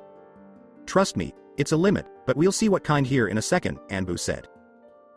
Now, split your chakra in half, using one half to manipulate the dirt. Sakura did what she was told, but she was clearly shaking with shock and excitement at the same time. Like Sasuke and maybe even Naruto, she had a bloodline limit. But how was that possible? From what she knew, no one in her family had become a ninja. No one related to her had anything unusual about them. How? How do I get one? She asked, letting the dirt float above her hands. And Yamato added, I don't know. It's rare, but people can still develop a new limit out of the blue. The odds are very high. But that doesn't mean anything if Naruto is on your team. Now, will you please shove the other half of the chakra into the dirt? She gave him a quick look before directing the other half of the chakra that was floating in the air next to the dirt into the material. The dirt turned into a silvery, metallic dust, which was not what she thought would happen next. She tried to ask, what just? But Yamato cut her off. His words, how interesting, caught her attention. It's a lot like my Mokuton and Naruto's Hyouden in that it's an elemental limit. I do believe the Sandaime called it Kinzokuton, metal release. Sakura knew two things at that very moment. One was that she really did have her own limit, and the other was that Naruto really did have his own limit, just like they thought back at Wave. That meant that Sasuke and she were wrong. They thought he had a Dojutsu when he really had a bioelectricity. Since both Haku and Naruto used Hyouden, did this also mean they were related in some way? What she learned made her wonder about 1,000 things she couldn't even begin to understand. Yamato saw that she was trying to process what was going on and that she looked like she was about to lose it. The man was sure that her brain was about to blow up at any moment. He also had to keep telling himself that things like this had to be kept secret. Oh, and Sakura, the girl said before her brain could fully fail, you can't tell anyone about this or you'll put yourself in danger. People from many other countries would love to steal something like this. Okay? She faked a smile and said, got it. He said yes, and then he turned back to her right before he left. That reminds me, you and Naruto are going to join me each day after we do our usual missions for training. After saying those last words, he left the hospital. When she was sure he was gone, her brain finally turned on the safety circuit. As she passed out, Sakura's eyes rolled in the back of her head. She found out she had a limit, and then there were those questions about Naruto. Her brain could only handle so much. Naruto was happy as he walked into his apartment. Well, kind of. After his meeting with Iruka, he went back to his room and laid down on his bed to rest. While she learned more about the two mysteries, Anko was there hanging out in a tree. He meditated and tried to control the Hyakuri for most of the time. Bioelectricity was hard for him to understand, but he was sure that the training he was getting would pay off big time. At that same time, Iruka also told him more about his limit. It seems that training for the Hyakuri began when the person was about 7 years old, since that's when their bioelectricity started to slowly rise. The limit doesn't start to work until the child is old enough because, among other things, they could hurt themselves or someone else. Because Hyakuri users have had the power since they were kids, it was easy for them to use. Naruto had to start over, which was sad. Then his teacher told him that they should practice taijutsu. That's when he found another problem with the Hyakuri that made Anko laugh at him. Even though the blonde's mind was working faster than usual, his body couldn't keep up. He was running circles around Iruka while he tried to figure things out. Iruka had trained in his limit his whole life. Anko was laughing because Iruka used the 1000 years of pain technique to stop the abuse. But that wasn't all. The man added a cherry on top by using some of his superior bioelectricity in the attack, which shocked Naruto at the same time. In simple terms, it didn't feel good. He could still feel the pain from the abuse his rectum had been through. The blonde sighed as he got out of bed. Still sore from the last attack, his butt was time for a shower and some rest. He saw his backpack, which was still full of Haku's scrolls, as he walked toward the door. His last time letting himself look at them was a while ago. After giving himself a shrug, he took his bag and went to the kitchen table instead. Then he spread the scrolls out on the table while he thought about which one to look at first. He opened the taijutsu scroll to look it over more because he had some free time. It was based on the medic nin fighting style, but it also had some very special tools that could be used with Hyouden. He was annoyed that he had to use Senbon again, but he could see that the way of fighting was adaptable enough that he could use other weapons. Although it would take some time, he could make a few small changes to it to work with his other limits as well. As he thought of another thing, he smiled. It needed a name, but what could he give it? He quickly thought of something and said, I know. How about the Wraith Fist style? That sounds cool. Getting excited about the idea of making taijutsu his own, he turned to the Hyouden scroll. He skipped over the ice release, Frostbite, so that he could get to the next move as he unrolled it. Its name, Crystal Ice Swords Technique, stuck in his mind before he even read what it could do. He was already excited about practicing with it.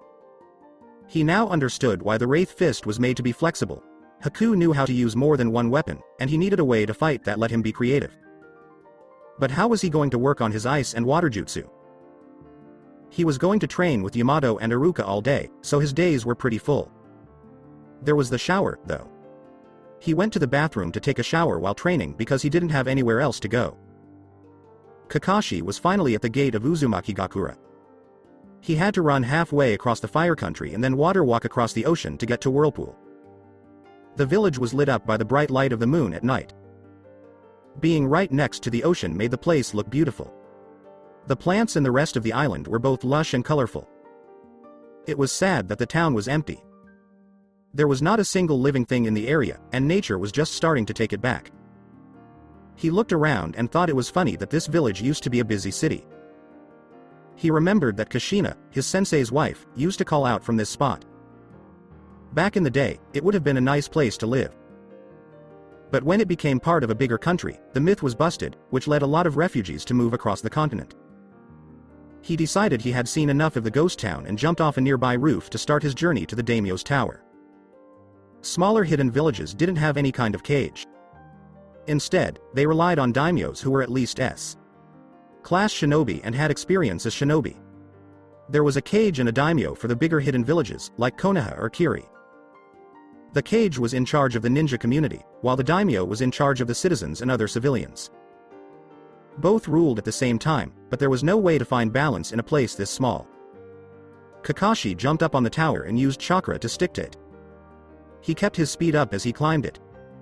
It was easy for him to get the information he needed about the mysterious Kyokugen since there were no other people around. He didn't let himself relax for the first time that day until he got past the window that led into the daimyo's office. He was going to sleep now.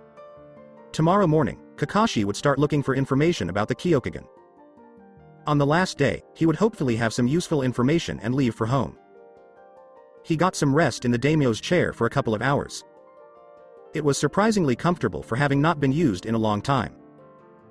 Tomorrow, Naruto got together with Sasuke and Yamato to do some work. Once more, Naruto was debating whether to neuter the cat, but this time it would be with an icicle or a tree branch. Luckily, Yamato had already made another carrier cage. "Please squeeze harder and break its back so we don't have to chase it anymore," Naruto said to the woman as he watched her crush the poor animal for the third time. When they all walked into the Hokage's office, the Sandame smoking his pipe and Iruka were there to greet them. Naruto gave his old teacher a smile and tried to remember when he could meet up with him again to learn more about the Hyakurai. "Good job today," said Sarutobi. "Now, I do believe that is enough missions for the day. Sakura was just dismissed from the hospital, so my suggestion, Tenzo, is to go and meet her." "Yes, Hokage Sama," Yamato agreed. He knew what it meant: teach Sakura how to use her limit. Even though Kinzokuten and Mokuton were not the same, they shared many of the same dynamics. This was true for all elemental limits. The Anbu took some time to think of something new so Sakura could have at least one small technique. "Okay, you're all free to go," the old man said. Sasuke walked off with his hands in his pockets to train. Yamato turned around and went the other way, with Naruto following him. They were going to Sakura's house to get her. The man asked the blonde as she walked up to him, "So, have you been able to master the wood clone technique?" "No, Iruka. Sensei made me practice the Hyakurai, but I couldn't get any better at it," Naruto said in his mind as he thought about the one attack his teacher had taught him. "Okay, that's fine," Yamato said next. "With his training with Sakura, it's going to be a little difficult to practice Mokuton. I'll give you scrolls so that you can practice some moves, and when you finally master it I'll give you another. Right now, your teammate thinks that you can only use Hyouten and we need to keep it that way." Naruto told him, "Wait a minute. You told her about my Hyouten? Sometimes in order to keep something secret, you need to let out a small piece so that you can lure away the hunter. Better to reveal a small tidbit than the whole thing, right?" Naruto said, "Yeah, I guess you're right." Yamato asked, "Why don't you trust your teammates?" "Because Sasuke would throw a tantrum or something and yell it to the whole world, the sun." Kissed Boy said, "And Sakura would blab it to Sasuke." Yamato knew what Sasuke was like. That boy was crazy about power, and if the Uchiha found someone with skills that would make anyone green with envy, they would lose it. And Sakura, on the other hand, would be a good friend if she could get over being a fangirl. The Mokuton user said, "Well, I guess I get it. But don't you think you could at least trust Sakura?" Naruto thought about what to do. "Well, but maybe she wouldn't." He walked ahead of the blonde and said, "We'll worry about it later." As they walked up to the Haruno house, they stopped talking. Yamato rang the doorbell with respect. After a few minutes, Sakura met them at the front door and greeted them. At first sight, Naruto said, "Hey, you're doing better, Sakura-chan." And Yamato asked with a friendly smile, "Are you ready to work on your Kinzokuden?" The girl whined, "But I just got back from the hospital." He told her, "Yes, but don't worry, we're not doing anything big today, just some basics." He had brown hair and was trying to get her to come with him. Sakura wrinkled her nose in anger and walked out the doorway anyway. "Fine, I might as well since I'm wearing my training clothes." In about 10 minutes, the small group got to a training ground. Naruto had already broken his eyes to use his Hyouten, and Sakura looked a little nervous before she used her Kinzokuden for the first time. Naruto was excited and asked, "Hey, Yamato. Sensei, would you mind if I show you this new technique of mine?" "Of course not," Yamato said, looking at both of them and saying, "Okay." He smiled and quickly went through 7 hand seals, ending with ox. Crystal Ice Sword's technique. When water started to form from the moisture in the air and settle on the blonde's arm, it made a knife shape that went from his wrist to about 3 inches below his knuckles. This made Sakura's eyes widen. Naruto let out a nervous laugh. It's supposed to be a lot longer, and I'm also supposed to use the other wrist too. But this is pretty good, right? It's creative and useful, Yamato said as he watched the blonde's ice knife break apart and fall off before it could be fed chakra again. But you need to make the sword much faster too. Time is not on a shinobi's side in the middle of a battle. He pouted because he knew he still had a lot of work to do on it. On the other hand, Naruto's part. Time-sensei was testing how good he was with his limits. The blonde was getting better at using the elemental limits very quickly, which showed that she was naturally good at them. It was hard for him to tell how good he was with Sharingan or Hyakurai. Sarutobi had told him a while ago that Naruto had a natural grasp on Byaku chakra. Yamato brought his thoughts back to the present and looked at Sakura. Alright, last night I was able to come up with a jutsu just for you. You don't have to do it, but with the Kinzokuden, I would heavily suggest it. Sakura was excited that she was going to learn a new jutsu besides her fire release, Ember Shot. Since she was the first person to use Kinzokuden, she was kind of like the inventor of the move. What is it? I'm not going to be the one to name it. I'll leave that to you, but theoretically it'll allow you to create weapons on the spot. Here's the hand seals I thought would work best. At a nearby pond, Naruto was working on his newest Hyouten jutsu, and Sakura was working hard to remember the hand seals. Yamato kept an eye on both of them and made suggestions as they went. It was about time for Sakura to try out her new jutsu, but their sensei stopped her. Before you do that, I would heavily suggest that you practice your earth manipulation a bit, he said. Sakura began to cover the dirt with her chakra with a low growl of anger. She made little columns dance around her once there were enough of them. She felt calm and at ease, and it almost felt like breathing. Both of them were sweating after practicing their attacks for an hour. Sakura was sweating more because her chakra reserves were so low compared to Naruto's. To make the most of the break, Yamato began to explain to them how elemental limits work. Both of them had no idea how complicated their skills were. Sakura could use her jutsu for the first time after Yamato told them their break was over. Alright, try something simple, like a senbon, before you try something larger like a katana, said the Anbu. The determined look in Sakura's eyes told her to nod, and she started the seal sequence, ending on dragon. She yelled, "Metal Release, Dragonfly Weaver," and named her first metal move. As soon as she said the jutsu's name, she dug her fingers into the ground and pulled out the weapon she had made. When she was done, Naruto laughed so hard he fell to the ground, and Yamato did everything he could to keep a straight face but failed miserably. When Sakura saw what she was holding, she looked at it in shock. The tiny needle she was holding looked so thin that it couldn't even be called a toothpick, let alone a senbon. I can tell that your chakra reserves need a lot of work, Yamato said with a smile to make her feel better. Until you have enough to chakra to pull out a larger weapon, you're going to do a lot of tree climbing. Tonight, I'll try to find a way to get your reserves increased quickly. When Sakura thought about how much work she had to do, her head hit the ground. Even though Naruto woke up, he still laughed sometimes, which made his teammate punch him a few times. The Junin told his students, "That's enough training for today. Come back tomorrow and we'll work on your limits some more." A few of them nodded in agreement. Sakura went home, and Naruto went to Ichiraku's house to meet Iruka and Anko for his Hyakurai training. But he thought it would be a good idea to get a pack of senbon before he went to see them. "So, how was your second day with Team 7? Sandane, who was leaning his head against his hands, asked. "Not bad at all," Yamato said. "Naruto is highly resourceful and takes to learning new jutsu extremely well. Mastering it, though, is a whole other story. Sakura still needs a good deal of practice before she can fully make use of her Kinzokuden. I highly suggest she learns how to use weapons outside of kunai and shuriken too." "Yes, I agree. Do teach Sakura how to use some basic weapons. Anything on the Kakashi Senpai's mission yet?" Sarutobi sat back in his chair and put his hands together. "He sent me a messenger bird to me detailing how everything is going. So far, information on the Kyokugen is highly difficult to find. Kakashi has yet to even find a tiny detail or reference to it. I guess I should be leaving, Yamato said as he got up.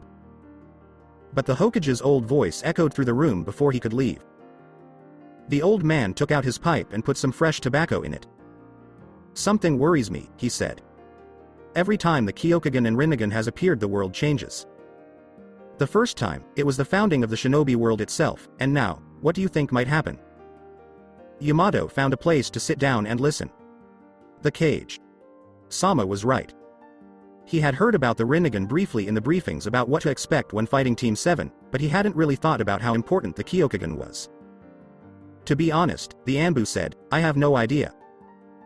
Sarutobi leaned forward at his desk and put his old face on his folded hands. This was the first time Yamato could remember that he looked his age in front of him.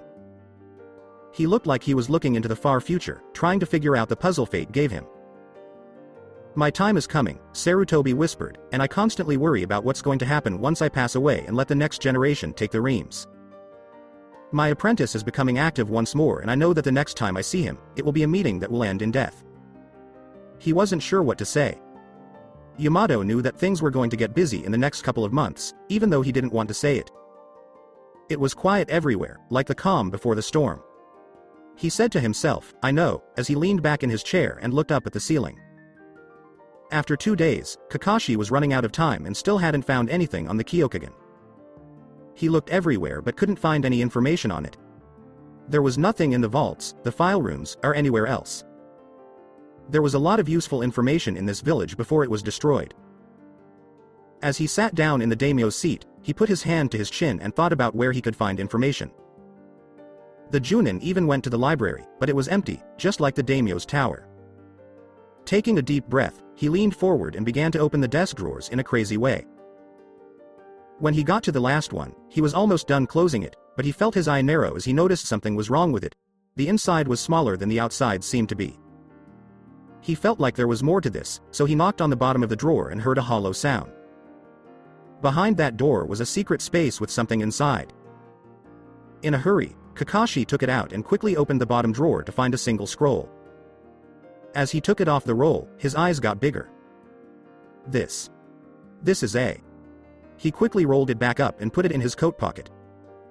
He walked quickly back to Konoha, stopping only to eat one of his rations. A lot of things were going to happen if this was what the Sandaime thought it was. He had to see it because he couldn't make sense of it. The Sandaime and Kakashi were in the Hokage's office early the next morning. The stealthy person looked worn out from running home through the night. Sarutobi rubbed his eyes as he tried to fully wake up and said, "You're back earlier than I thought." Around 4 o'clock, which is an awful time to be awake. Guy was the only person who went to bed at midnight and woke up at 2, but many people thought he was crazy to begin with. The Hitaki took out the scroll for Sandaime to read and said, "I'm sorry to wake you up, but I could only find one piece of information on the Kyokugen. Even that, I can't make sense of it, but I might have an idea of what the text is." Sarutobi took it and read it, and with each word he read, his eyes got bigger. The mirror flower stands in the darkest part of the night, close to dawn, as a sign of how crazy the world is. It winds up and rains, but the flower lives. The stars look at it and beg it to come with them. It hopes one day to look like them. It is approached by a snake that clings to it and begs to take its power. It also promises to give it what it desires most, but the thorns keep it away. The snake gets angry and coils around it, hoping to eat it. But the hawk takes its body and eats it, killing the snake. There is poison in the flower that kills anyone who tries to taste it, and the hawk is jealous of its beauty and power. The flower knows what the mirror flower is doing as it stands alone and wants someone to see it. Dawn is painting the sky in the distance. It is a red dawn, a bloody dawn. It speaks, and red clouds listen to it. They do what it says and devour the land, causing pain and death. Even the hawk is still tired, but the mirror flower stands for the clouds to go away as they touch it. Dawn finally meets it, and they fight until the end. The mirror flower stands, and the red dawn consumes. As Saruto thought about this, he closed his eyes. The next couple of months were going to be really crazy. Kakashi asked, "Is that it?"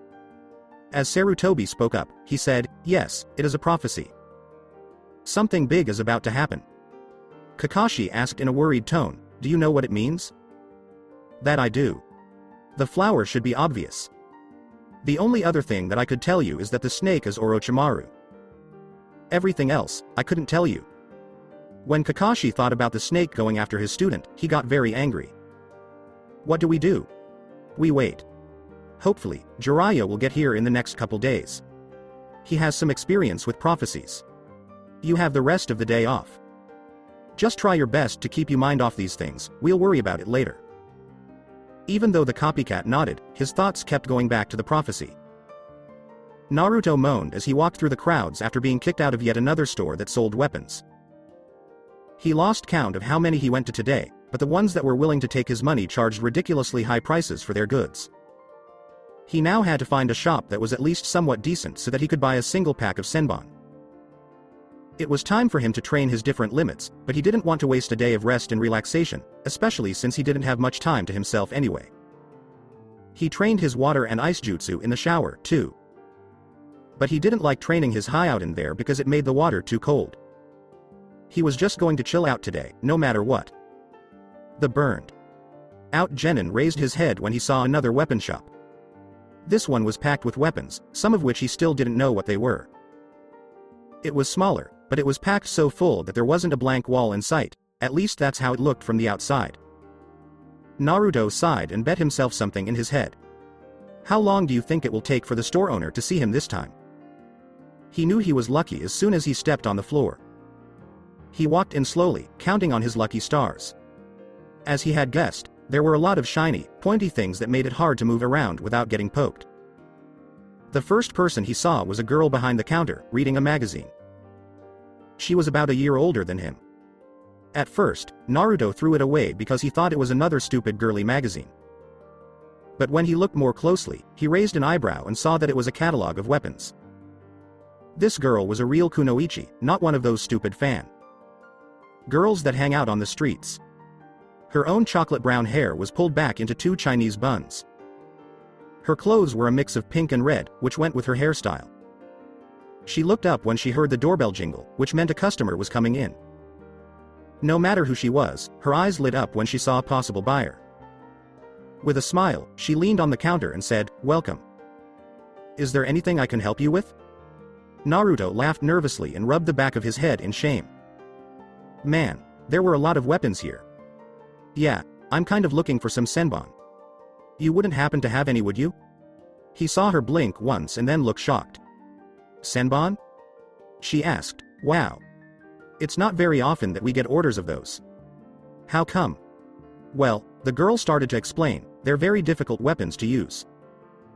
They need a lot of precision and are much harder to throw because they're so much lighter than kunai. You plan on practicing acupuncture? Naruto rubbed the back of his head again.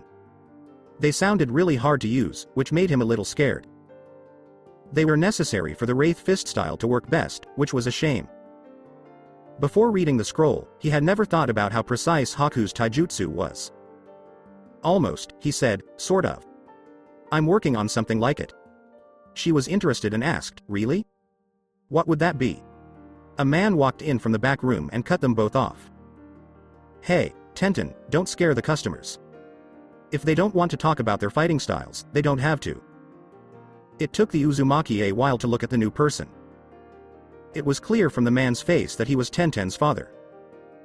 While they both had dark hair, his daughter's eyes were a different color. Like Kakashi, he had a wiry body, and his cheeks were covered in scars from fights he probably fought as a shinobi. When Naruto saw him, he had to swallow hard because he knew he was going to be thrown out. The fact that the man used to be a shinobi didn't make him feel less scared either. From behind his goggles, he saw Tenten's father look startled for a split second. The man smiled, which was the next thing Naruto could not have seen coming. What kind of smile was it? It was friendly, and it was the first smile of any kind he could remember getting from a store owner. Well, what kind of weapons are you looking for? He wanted to know. Naruto shook his head to calm down. I'm looking for some senbon. Her father looked shocked, just like Tenten. Really? It's not very often we get orders of those. Mind if I ask why? Tenten leaned in closer to listen because he was on a team that specialized in taijutsu. Naruto took a deep breath and got ready to talk. I'm trying to learn a taijutsu style that used to belong to a friend of me, and it requires senbon for the best parts of it. Tenten blinked because what she heard shocked her so much. The same feeling was almost coming out of her father, but he held it in by rubbing his chin. He asked Naruto out of the blue, "Have you ever trained in Senbon?" When the blonde was buying a set, he felt a little bad about saying, no. He had never used the weapon before. The man gave a head nod. "What type of taijutsu style are you trying to learn?" "I don't recall any that required Senbon." Naruto said, "My friend came up with it." Tenten asked, "Who's your friend?" He was interested in the person who came up with such a unique way to fight. "He died," the blonde said in a sad tone. She was upset that she had hit a sore spot by accident. "Oh," she said. His father asked him with a sad smile, "Did he name this taijutsu?" Naruto looked up. He still looked sad, but there was a small bit of pride in his eyes. "He didn't name it, but I did. I call it the Wraith Fist style. I'll have to look at it sometime, that's if you're willing." His father went behind the counter and took out a box full of throwing needles. He smiled as he walked up to the counter and grabbed them. "You can call me Hotaru," he said with a friendly grin, "and I'll put this first pack of 40 needles on the house. Would you mind if I took a look at one of you shuriken?" Naruto excitedly pulled out one of his throwing stars. He was thrilled to have gotten some free weapons, and he liked this guy a lot.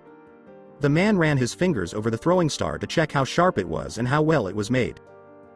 When he was done, he got mad and clicked his tongue. "They're not very good," Hotaru said, shaking his head. "They were so damn expensive too," Naruto said in a low voice.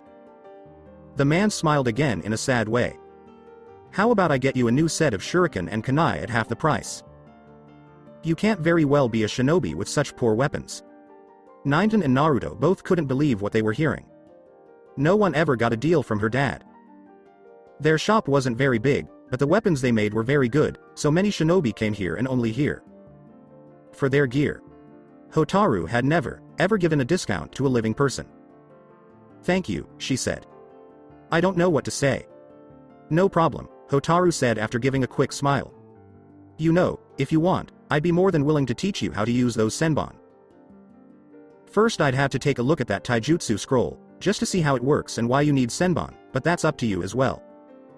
That's when Tenten squeaked with surprise and fell out of her chair. She pulled herself back up on the chair and rubbed her head after hitting the ground. They both looked at her. She told him, "You never trained anyone." He smiled and said, "I guess I never have, huh?" Naruto said, "Thanks," and he cracked another one of his famous fox grins. "It's hard for me to find a good weapon shop, or one that's as friendly." "It's my pleasure. Just stop by tomorrow if you can and I'll give you some pointers." The blonde smiled, nodded, and waved as he left the store. Tenten turned around to look at her dad with a mix of confusion and interest as soon as the customer went around a corner. She asked with a frown, "I thought you didn't like teaching." "That's why you joined the Anbu, so you could avoid having to teach a genin squad." He just looked away and said, "You're right, but I'm doing this for an old friend of mine." They both turned to look into the back room because they heard something break. She put her hand to her face and groaned because she knew this had something to do with her little brother. He told her with a smirk, "I do believe that your little brother." Tenten was angry as she yelled, I know. I'll go fix it." She went into the room to grab her little brother before he did more damage to the house. Right after she left, Hotaru turned around and looked back at the path Naruto had taken. He told himself, "So Kushina, that's your son." Anko sat on the roof and watched Naruto run through the streets with a bag full of brand new weapons. She thought, "He's a lot like you." It looked like he had finally found a gun shop that would be willing to help him. That's good, because if she hadn't, she would have lost it and given the owner a serious talking to, which usually made the owner wet their pants. From the general direction he was going, she knew he was going to Ichiraku's. She got up and started to follow him. That's okay, she needed some dango anyway. Anko was doing other things, but she was also working on the job that the Sandaime gave her and Iruka, which was to keep a close eye on Naruto. Her partner would want to do this more than she does, but the Uzumaki's limit. Sensing skills would make it easy for him to be found in a crowd. It caught Anko's attention that her ward was going to different gun shops. Not only that, but it gave her a reason to eat something before she went back to watching him. The craziest ninja in Konoha had an idea and jumped off the building she was on, landing next to Naruto and scaring him. She said, "Hey, maggot," in her usual over the top way. "How about we go grab some lunch since I'm off for a little bit?" Getting back to normal, he shrugged and said, "Sure, I was just going to Ichiraku's anyway." The two took a short while to get there. When they did, Naruto ordered what he usually does, and Anko bought several plates full of dango. She asked, "So, what made you go to the gun shops?" To start the conversation. He smiled and said, "I had to find some senbon. That guy from the last shop was cool. He gave them to me for free and sold me a kunai and shuriken set at half price." She was glad that she wouldn't have to go see the guy alone to talk to him. "That's pretty good," she said. "Senbon though? Why would you need those?" "Well, I need them for a taijutsu style," says the blonde. "Would you be able to give me some pointers on how to use them?" Anko gave it some thought. "Maybe after the weekend when you train with Iruka and me again." He said, "Damn it," in a low voice. "It's okay, Hotaru agreed to teach him tomorrow." "Ah, don't worry about it. If you need something to train with, you do have 5 other limits to practice with." He sighed as he heard what she had to say. "Why can't my Kyokugen copy knowledge too? Who said life was fair?" Anko asked as she messed up Naruto's hair to comfort him. Their attention was drawn to Ayame as she brought out their lunches, dango and several bowls of ramen at the same time, which surprised both of them. She gave them their lunch and said in a happy voice, "Here you go." It was impossible for Naruto not to think while he ate his ramen. She was like his big brother, and Anko was like his big sister he never had. He wouldn't want it to be anyone else, even though she was crazy. Anko had the same thoughts. She and the brat had a lot in common, which made her like him more. Like her old sensei did to her, she would watch him and never leave him.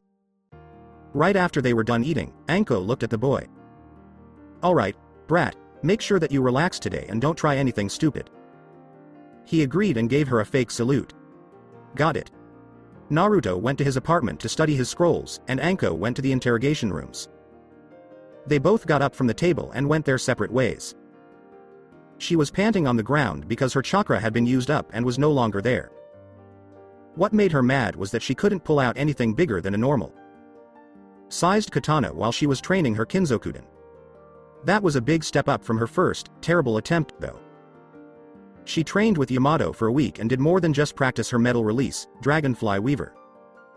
He also had her work on fighting with weapons. She didn't like katanas or anything else with a blade, but she liked weapons with a shaft or pole, like spears, scythes, and bow staffs. She didn't have enough chakra to do any of those things because they needed a lot of metal. She slowly got up, but when she did, she saw Uchiha Sasuke walking into the training grounds. He was lucky that he hadn't seen her try to make something like a weapon. He was really surprised to see her on the training field and asked, "What are you doing?" He thought she would be at home doing something like her hair. She just said, "Training," wiping her face with her hand. The fact that her new training plan caught Sasuke off guard made her feel good.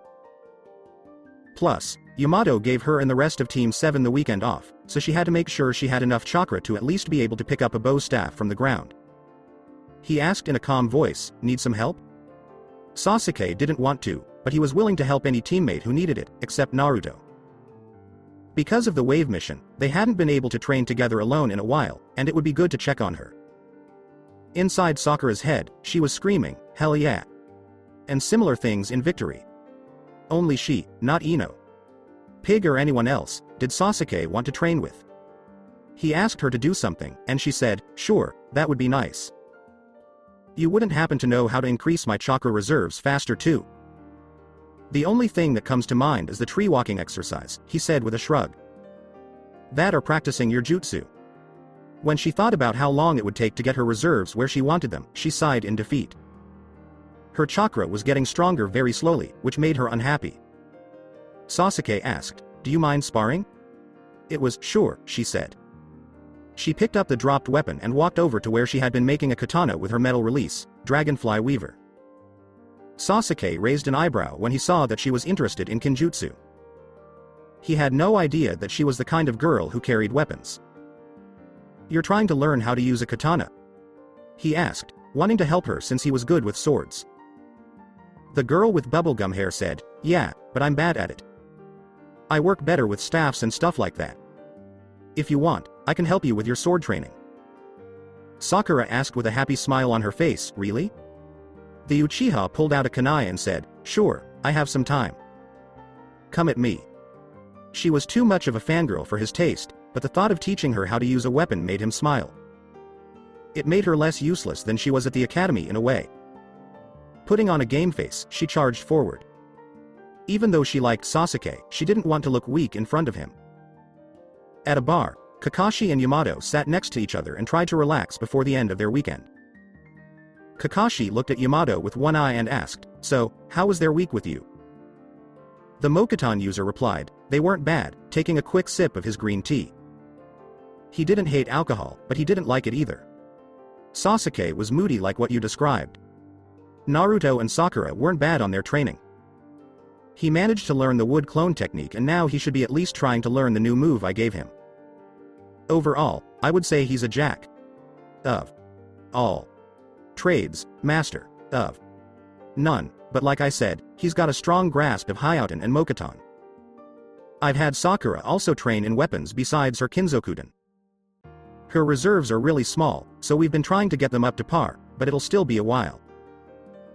When Yamato saw that Kakashi had already drank his liquor without anyone being able to see through his mask, he shook his head and said, "That's pretty good. You still need to stick around to train Naruto and Sakura.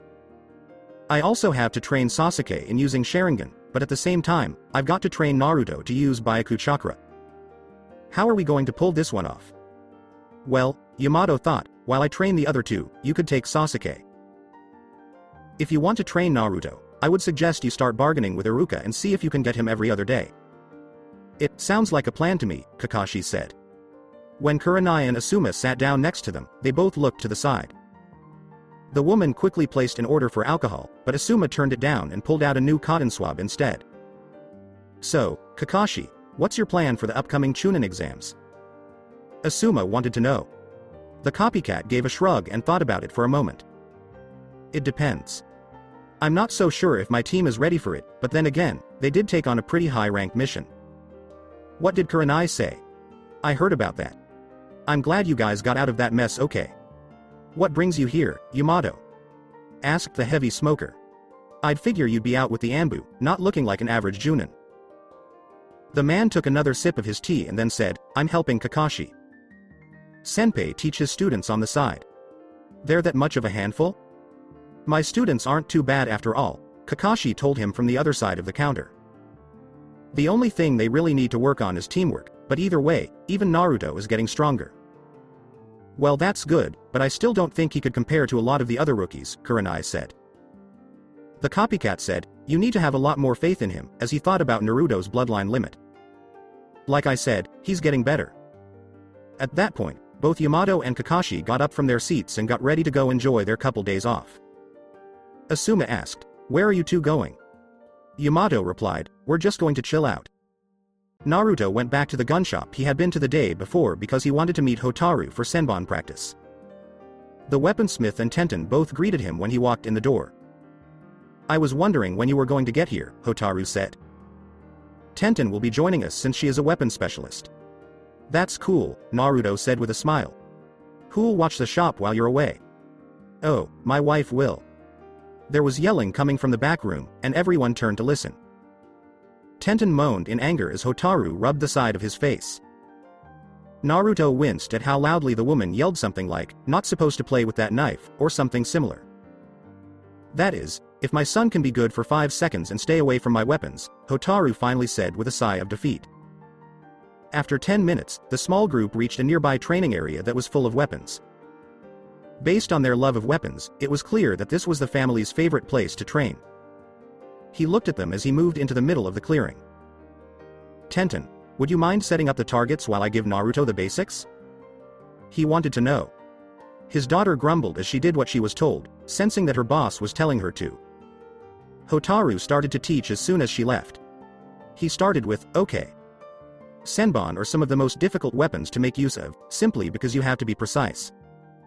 That's why only Hunter Nin make use of them, and oftentimes, they're highly trained in the arts of acupuncture. I'm imagining that you plan on learning the said art, right? Naruto moved his head back and forth like a bird. He would write down notes like Sakura if he had a notebook handy. This is something you weren't taught in school. Now, Hotaru continued, you can't pierce bone with them like kunai, but you can use them in close combat like one I even know a couple hunter. Nin that put them in between their fingers and use them like claws. The trick is to hit the weak spots of the human body, such as the neck. Now, before we begin you training, could I please look at that scroll? That sounds good, Naruto said. The blonde took out the scroll with lessons on the Wraith Fist style and threw it at the older man. While Hotaru opened the scroll and quickly looked it over, he couldn't help but be amazed as he looked at it more. This was a very different way to fight. Unlike many of the others he looked at, this one was made so that the user could easily change it to fit their needs. If he looked at it, he could see that the most exciting ways to fight in that style involved throwing needles. It could be changed up for other weapons as well, not just senbon. It was also very simple. It was based on a common way of fighting but was changed in many ways to make it very dangerous. Hotaru rolled up the scroll and threw it back to Naruto while whistling. I can now see why you need to learn how to use senbon, he said. Well, I think we've wasted enough time. With a nod, the boy with the tan followed his former teacher to where Tenten was lying down on a tree and watching them with a mix of anger and interest. The teacher told Hotaru, now, to throw a senbon, just flick your wrist. Asuma met his team where he always does, at Choji's favorite Korean barbecue restaurant. He quickly found his team by following the sounds of his fat students biting. That's how he found Nara, who was always lazy, and Ino, who was sad. The Sarutobi couldn't figure out what was wrong with the girl because she would either dodge the question or not answer at all. It was good for Shikamaru and Choji because she wasn't too much, but it was scary for Asuma. Usually, she would be the team's leader, mostly by telling her teammates what to do and threatening them, but she was so out of it that she didn't even train. He said, hey guys. Choji replied, hello sensei, Shika replied, yo, and Ino grunted. He said, well, I think we should train today. The Akamichi and the Nara groaned at that, but Ino kept quiet. And to think that he was trying to get them to take the Chunin tests. At this rate, Naruto wouldn't have any trouble fighting them. Well, maybe Shika and his huge brain would give him trouble. Choji begged, could we please wait until we're done eating? He let out a sigh, nodded, and sat down next to his fat student. As the normally bright Ino kept staring off into space, the heavy smoker let his eyes wander over her and try to figure out what was going through her mind. After eating, they walked through the always busy afternoon crowds to get to their favorite place to train. Ino was walking around aimlessly, letting herself just follow her team. She was still thinking about what to do next. This was awful. What did she still have to fight for? The wrong things led her to become a kunoichi, and now her only goal was gone, she was paying the price. Her old best friend won in some way. Someone should just appear out of nowhere and give her something important to fight for. When Ino looked up, she didn't see another blonde coming straight at her. This one wasn't paying attention either. He heard a crash to the right and turned around to see that Uzumaki Naruto had been hit by the Yanamaka. He said one of his usual, what a drag, phrases. Arg. My senbon. Yelled the person who was dead last. There were needles all over the place, just like he said there would be after they crashed. He picked them up quickly, at least until he had a strong desire to kill them. Naruto was scared to look in that direction, but he took a deep breath and did it anyway. He quickly felt bad about it when he saw Ino with needles sticking out of strange places on her body. As she stood up, she yelled, you idiot. Angry, Naruto laughed. Hi Ino, it's been a while. Could I please have my senbon back? Since Ino roared as she jumped at him, the blonde quickly crawled away before any damage could be done. When he turned around, he saw the angry girl trying to get away from her sensei's grip while trying to kill him. Asuma had grabbed the back of her shirt. Asuma asked, are you trying to learn how to use senbon? Aren't those a little difficult to use for a genin? Hey, I know how to use them. Naruto yelled, angry that someone was once again not taking him seriously. When Ino heard this, she calmed down enough for her sensei to let go of her. The blonde boy picked up one of the used needles and threw it at a poster of a guy that was close by. Everyone else watched. When it hit, the senbon went straight for the guy on the posters behind. Shikamaru told Naruto, "Nice throw," with a wince as he saw Naruto's target. Naruto was mad and yelled, "Damn it! I was aiming for the head." Even so, he said in his head, that would still be painful. Asuma was interested and asked, "Who taught you how to use senbon?" The blonde replied, "It was Hotaru san at the gun shop just down the street. He pointed his thumb in the general direction of the store. But he only taught me the basics. I think Anko will be teaching me the more advanced stuff about it." Asuma was shocked by what he heard. He could remember working on missions with the Hotaru. Did the Hotaru teach someone? How did the scoundrel in the village do that? Man didn't like teaching. He only taught his daughter Tenten. But this just happened out of the blue. Really? Asuma asked, interested. He knew he had to see this for himself. Would you like to come along and practice with my team for a while? Naruto smiled like always when he thought about training with old friends. That would be awesome. Anko was hitting her head against a pole on the roof above. She saw how much Naruto liked to brag about his training by seeing how he did it with Iruka. It was most likely that he would say too much. She would be killed by her partner if that took place. Anko didn't want to deal with Iruka's anger. She snarled and chased after them, keeping a close eye on her charge to make sure he didn't do anything too showy. They were all finally in the training area, and Naruto couldn't wait to fight someone from a different team. When you knew how the Sharingan and Kinzokuten worked, training with Sasuke and Sakura got old fast. He kept getting dirty looks from Ino because he was still mad at him. Shikamaru groaned when he saw it. Choji and he liked it when the bossy blonde kept quiet, but it looked like she turned back into her old, angry self. We'll pair up today and have a free 4. All fight, Asuma told his team and their guest. That means you should feel free to use whatever is in your arsenal. Just don't change the landscape too much. Hey, Naruto, how about you and Ino pair up for the first fight? Naruto took a deep breath and nodded his head. Ino hit her fists together in excitement. She could now get him to pay for making her a pillow. Asuma was about to say it was okay to start, but he stopped when he felt a chakra signature that was hard to see. He turned his head to the side slowly and caught a glimpse of Mitarashi Anko watching Naruto from the trees. She has no business being here, he thought to himself.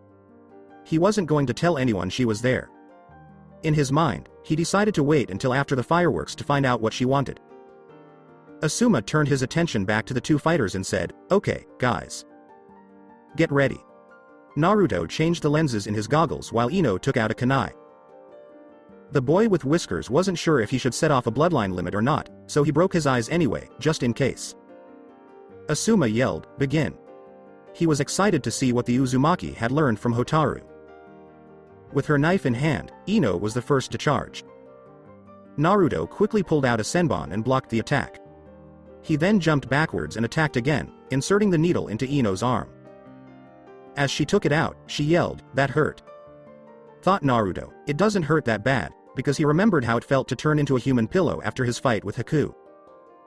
Naruto pulled out 3 more throwing needles and put them between his fingers. She charged again with a roar. Once she was close enough, he threw them at her, but the Yanamaka dodged as the attack hit the ground hard. He must have a lot of those things. As Naruto pulled out 3 more, Ino yelled in her head. Again, he threw them, and she had to block the last one with her kunai. But by the time she did, Naruto was already on her.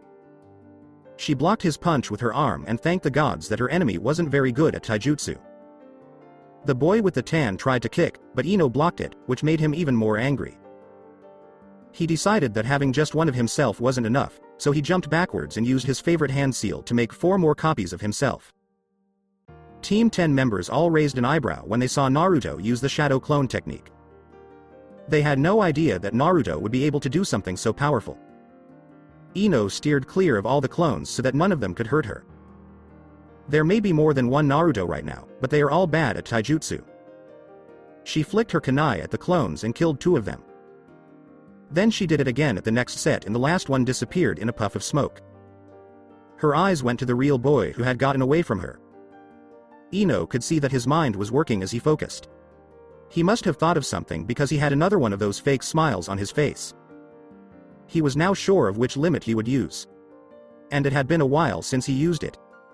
It would be nice to use something other than an elemental limit. His chakra got denser as he wished for his broken eyes to turn the same color as Kakashi's. It was time to shine. Before he could do anything, Ino was about to charge him, but Naruto's chakra suddenly went through the roof. Even though Asuma knew what kind of dense chakra the demon container was giving off, he couldn't for the life of him remember where it came from. Naruto pulled out a shuriken and yelled, "Let's get wild." He put some of the white chakra into the throwing star, which made it glow a light ivory color. Asuma knew right then that only Kakashi could pull off that trick. The star spun so fast after Naruto threw it that it sounded like a buzzsaw. As the weapon went through a nearby tree, Ino jumped out of the way before it could hit. He was shocked and amazed. The boy with the golden hair was about to pull out a kunai when he was hit in the back of the head with a heel. He fell to the ground unconscious. The newcomer who hit him from behind yelled, "Idiot!" An angry Asuma yelled, "Why the hell did you do that?" No, the better question would be why you were here in the first place, Mitarashi Anko. What do you think I'm doing? I'm babysitting, you jerk. She yelled at him. When she left the clearing with Naruto on her back, she said some rude things under her breath. As Ino walked away, she just blinked and watched as her opponent was carried away. Well, that was weird, Shikamaru said, breaking the silence. An angry Ino yelled, "What the hell? He was stronger than me. I should have been able to beat his ass." Asuma turned off her voice and asked himself what had just happened. There was no doubt. That was Byaku chakra. However, Kakashi was the only living person who could use it. Did the scarecrow have something to do with Naruto? After some quiet thought, he stopped to listen to something that made him smile. At last, Ino yelled, "We're going to train. For the first time since about a week ago. Until I can beat that blonde piece of crap, we won't stop." Ino, you're blonde too, Choji said quickly as he took out another bag of chips. That's beside the point. Naruto was great at getting people back on their feet, and Asuma had to give him credit for that. It looked like he accidentally helped Ino get over her sadness. He came back to the real world with the help of a splash of water. Soon after, he jumped up and started to look around his new spot, but he was back at his apartment. When he looked at the person who threw water at him, he saw an angry Anko, which is never good for anyone's health. He yelled at her with his hands in the air, "Why did you stop the battle?" "Because you used the Kyokugen," she said, flailing helplessly as she tried to stay calm. The moment you used the Byaku chakra, Asuma began to suspect things. Nice move. Now people are going to start asking questions. Oh, and if you had added the chakra to the knife, you could have very well killed Ino. You're not fighting Sasuke. She's a lot weaker, or did you forget that? Right away, he felt awful. He once again let things get out of hand, and if not for Anko, he might have hurt Ino by accident. They might use you as a science experiment if they find out about the Kyokugen, Anko said with a worried tone in her voice. I really don't want that to happen. Naruto had also forgotten about that one. His blood was now the most valuable thing in the world, but he was glad that the Kyuubi made it harder to get. He couldn't believe he was saying this. He would still be in a lot of danger. Sorry, I wasn't thinking, was all he said. It was almost a big disaster because he let himself get excited about battle. It could have been a simple accident. She said, "Yeah, you better be. I'll keep this from Iruka, because you and I both know that he'd fly off the handle." Thanks. That's okay, brat, she told him. Besides, I would probably get my own ass chewed if he found out. I'm afraid it's too late for that, someone said as they walked into the room. Anko laughed nervously as she turned around to face the voice and saw Iruka, who was not happy. Even though Naruto tried to sneak away before his old teacher saw him, the man's Hyakurai could see everything he did. Oh, no, you don't, Iruka said with his arms crossed. Don't even think that you're off the hook. Naruto walked over to the couch slowly, like a dog with its tail between its legs. He sat down next to Anko. They had a chew out session with Iruka for the next 10 minutes. Naruto liked to call it that. Anko was shocked that she was being scolded like a child, and Naruto did not want to be there. As Iruka told Naruto that Anko and he were supposed to keep an eye on him, things only got better. This was part of the master's order. The blonde yelled, "You guys have been watching me the whole time. Well, since you can sense him, it's been more me than Iruka, Anko told him as she leaned back on one hand. Hokage. Sama decided we should do this so we could make sure things stayed secret, Iruka said. It was also to make sure we don't have another incident like Mizuki. You guys could have told me at least, Naruto muttered in anger. I agree, I think we should have too, his teacher said with a soft smile. It would make our job easier. It's not like we can keep track of you 24/7. At that very moment, Anko had an idea. She pointed her finger at the air and yelled, I have an idea. Both men thought at the same time, that's not good. How about Naruto stays with one of us instead of staying at his apartment? She put forward. I mean, we'd be able to keep track of him easier, and he doesn't have to live by himself. The thought made Iruka put his hand up to his chin and say, that's a great idea, Anko. Here's the problem. I don't quite have the income to support someone else. So that means he stays at your house. Naruto wasn't sure if he should be happy that he wouldn't have to live alone anymore or run away, because this was Anko they were talking about. He loved his adult sister role a lot, but there was so much crazy one could take a day. The woman said, no problem. I even have a spare bedroom for him. So guess what, you'll be living with me, maggot. Naruto asked, could we talk about this? The next day, Sakura was seen on the bridge, and she looked happier than usual. Since it was the weekend, Sasuke taught her how to use a sword. She could now barely hold a katana, but she got even better at using the fire release, Ember Shot. The Uchiha was lying down on a nearby tree and letting his leg hang off of a branch while talking about the comboy. He had a small smirk on his lips, which was a surprise. He was telling himself that he liked training with Sakura, which he couldn't believe. Yeah, that was a good word. It was nice to work with someone other than yourself. Both of them turned their heads when they saw Naruto walk up to them. He looked tired and sloppy. He sat down where he always does on one of the bridge's railings. She could only see the bags under his eyes after that.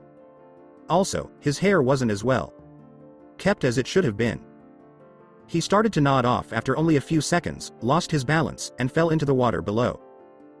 When Naruto got out of the water, he was completely soaked and in a worse mood than before. Sasuke laughed and shook his head. What's wrong, Dobi? Sasuke made fun of her.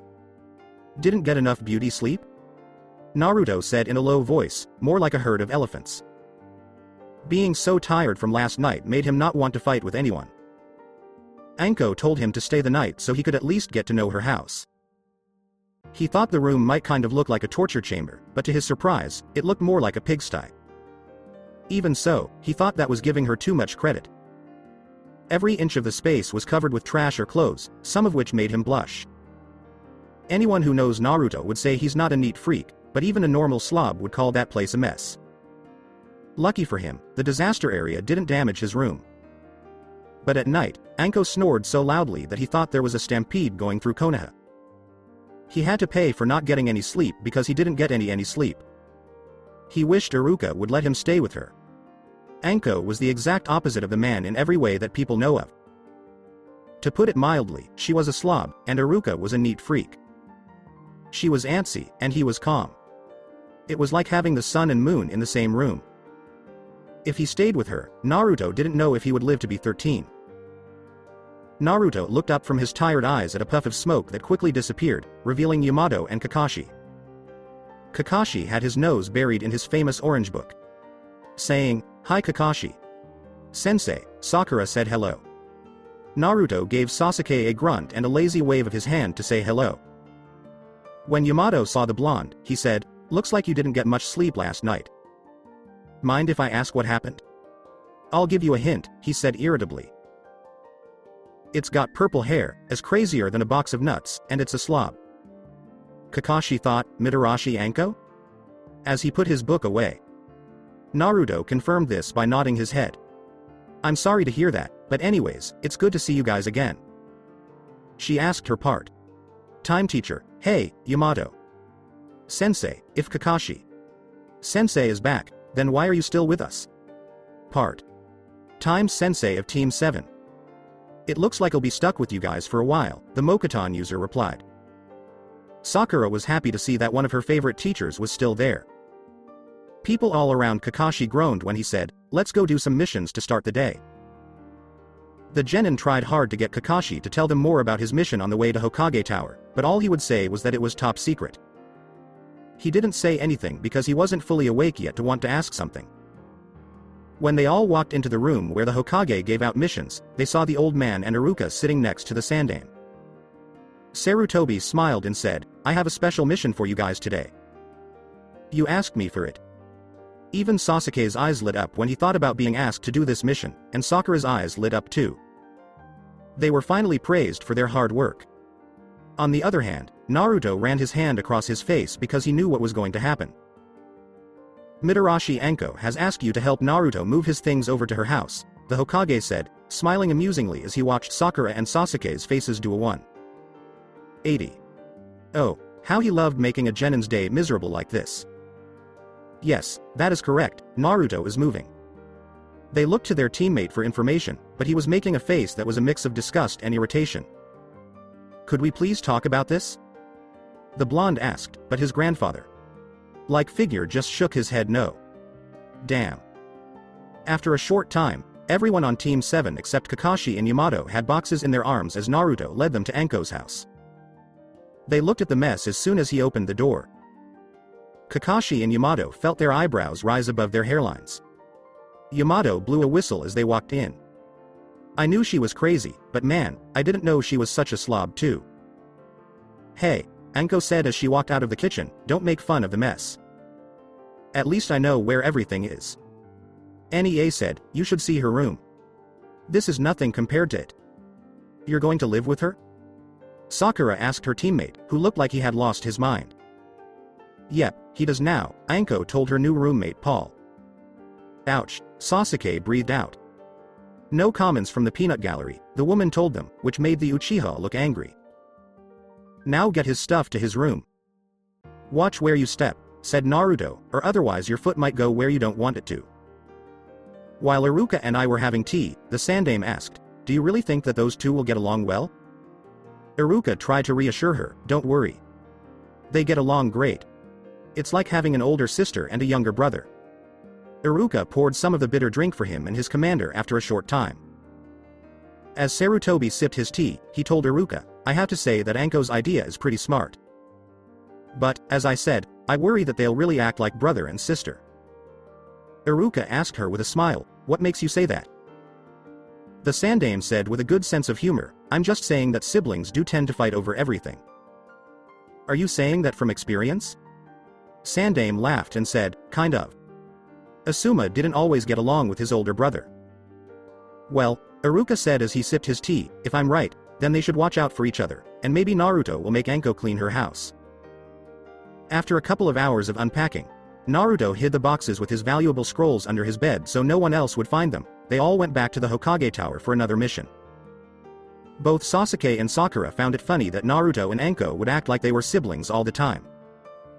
It was either they were yelling at each other or they got along well enough to talk nicely. But it was funny how much the two were alike and yet they didn't work together. Naruto laughed as well when Sasuke put on some of Anko's clothes and then landed on a 2-week-old pizza. At that point, even the Uchiha lost his temper and almost started throwing chunks. When Kakashi and Yamato heard a hawk screech in the sky above them, they looked up to see what had happened at the home of Konoha's resident psychopath. Yamato told his old captain, it looks like it's about that time. Kakashi agreed and said, yes, it looks like that. Then he looked at his pupils. Looks like you guys get the rest of the day off. Yamato and I have some business to attend to. After that, the two disappeared in a big cloud of smoke, leaving their genin alone.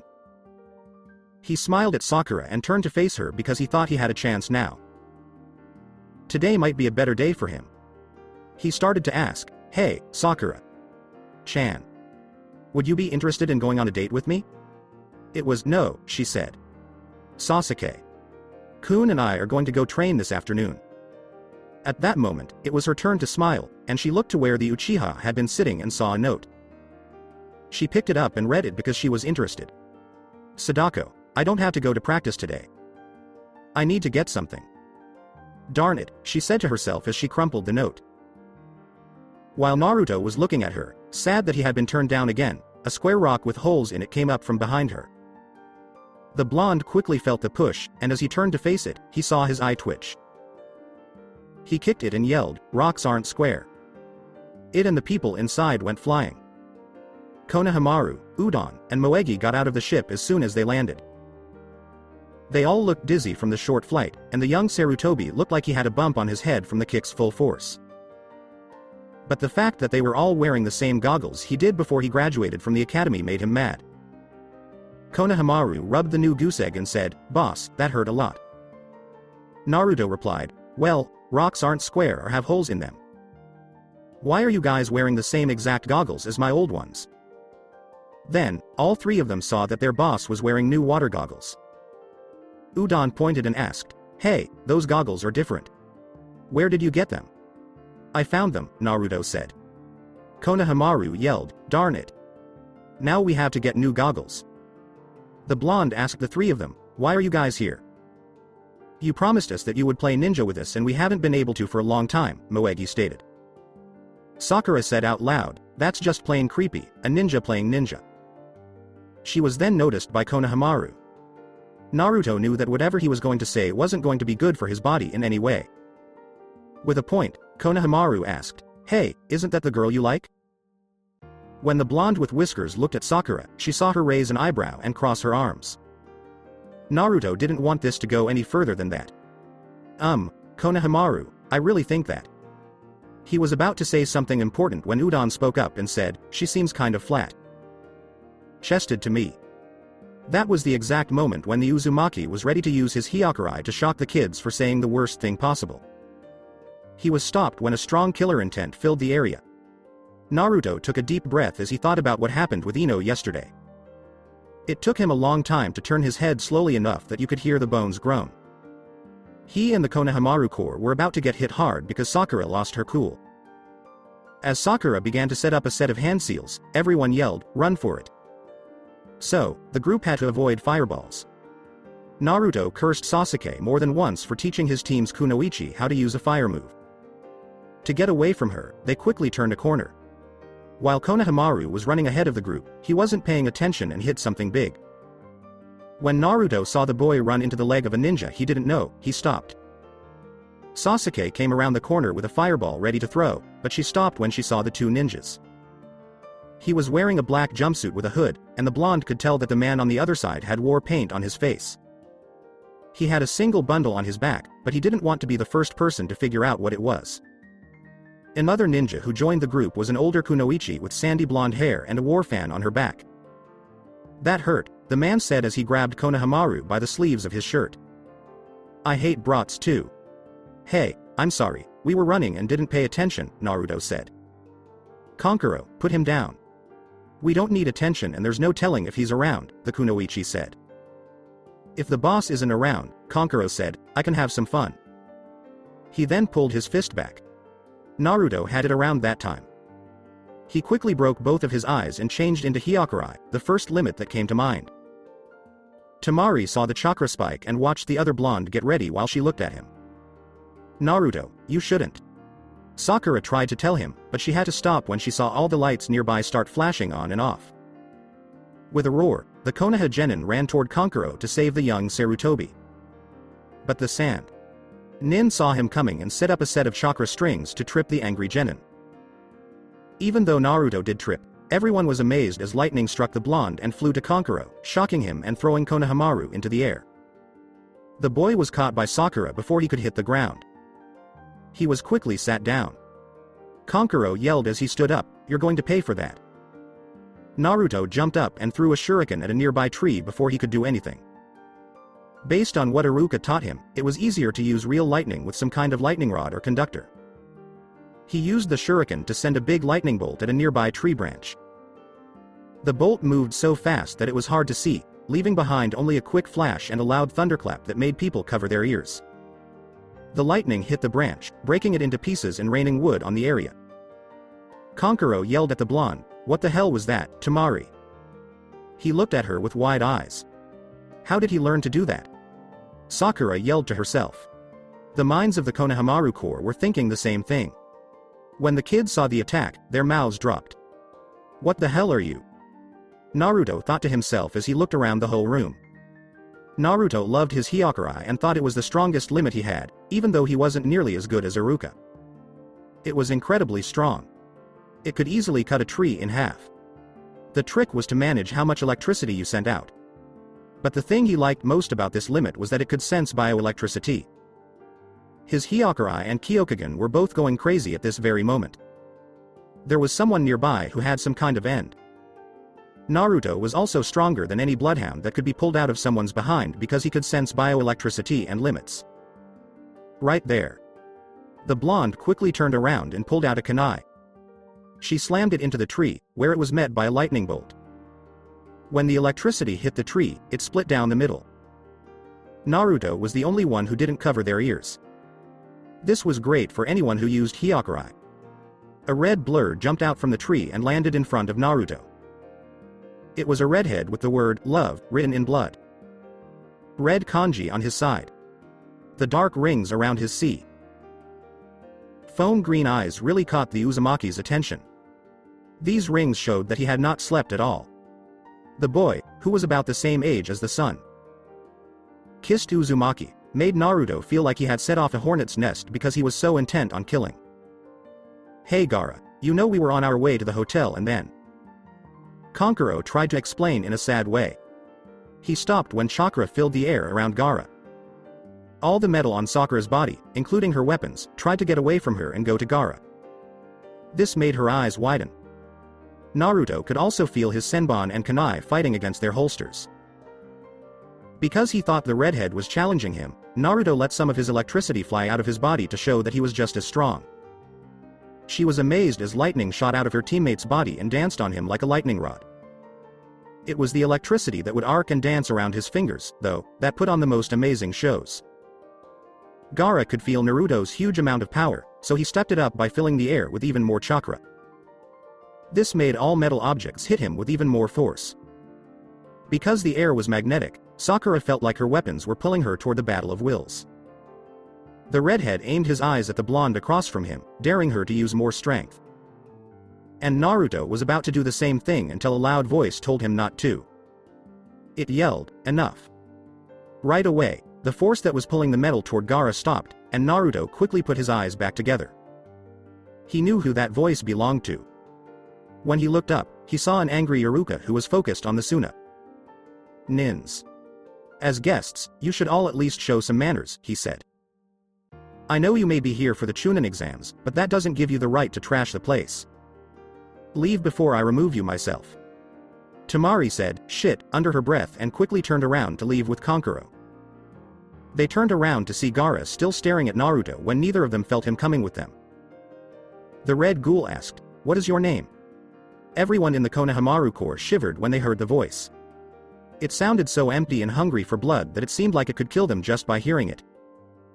"This is Naruto Uzumaki. How are you?" Naruto asked back. She said, "Gaara," and then she turned to leave. Iruka blinked her right eye at Naruto and told him they would talk more later. Naruto mouthed, "I'm sorry sensei," to his teacher so no one else could hear. His friendly smile spread across his face as he said, "Okay, you guys. I think you all should be heading home before your parents get mad. And I know for a fact, Naruto, that Anko is starting to panic after having lost track of you." Everyone said, yes, and after the Konohamaru Corps said goodbye, everyone left the alleyway except Iruka and Naruto.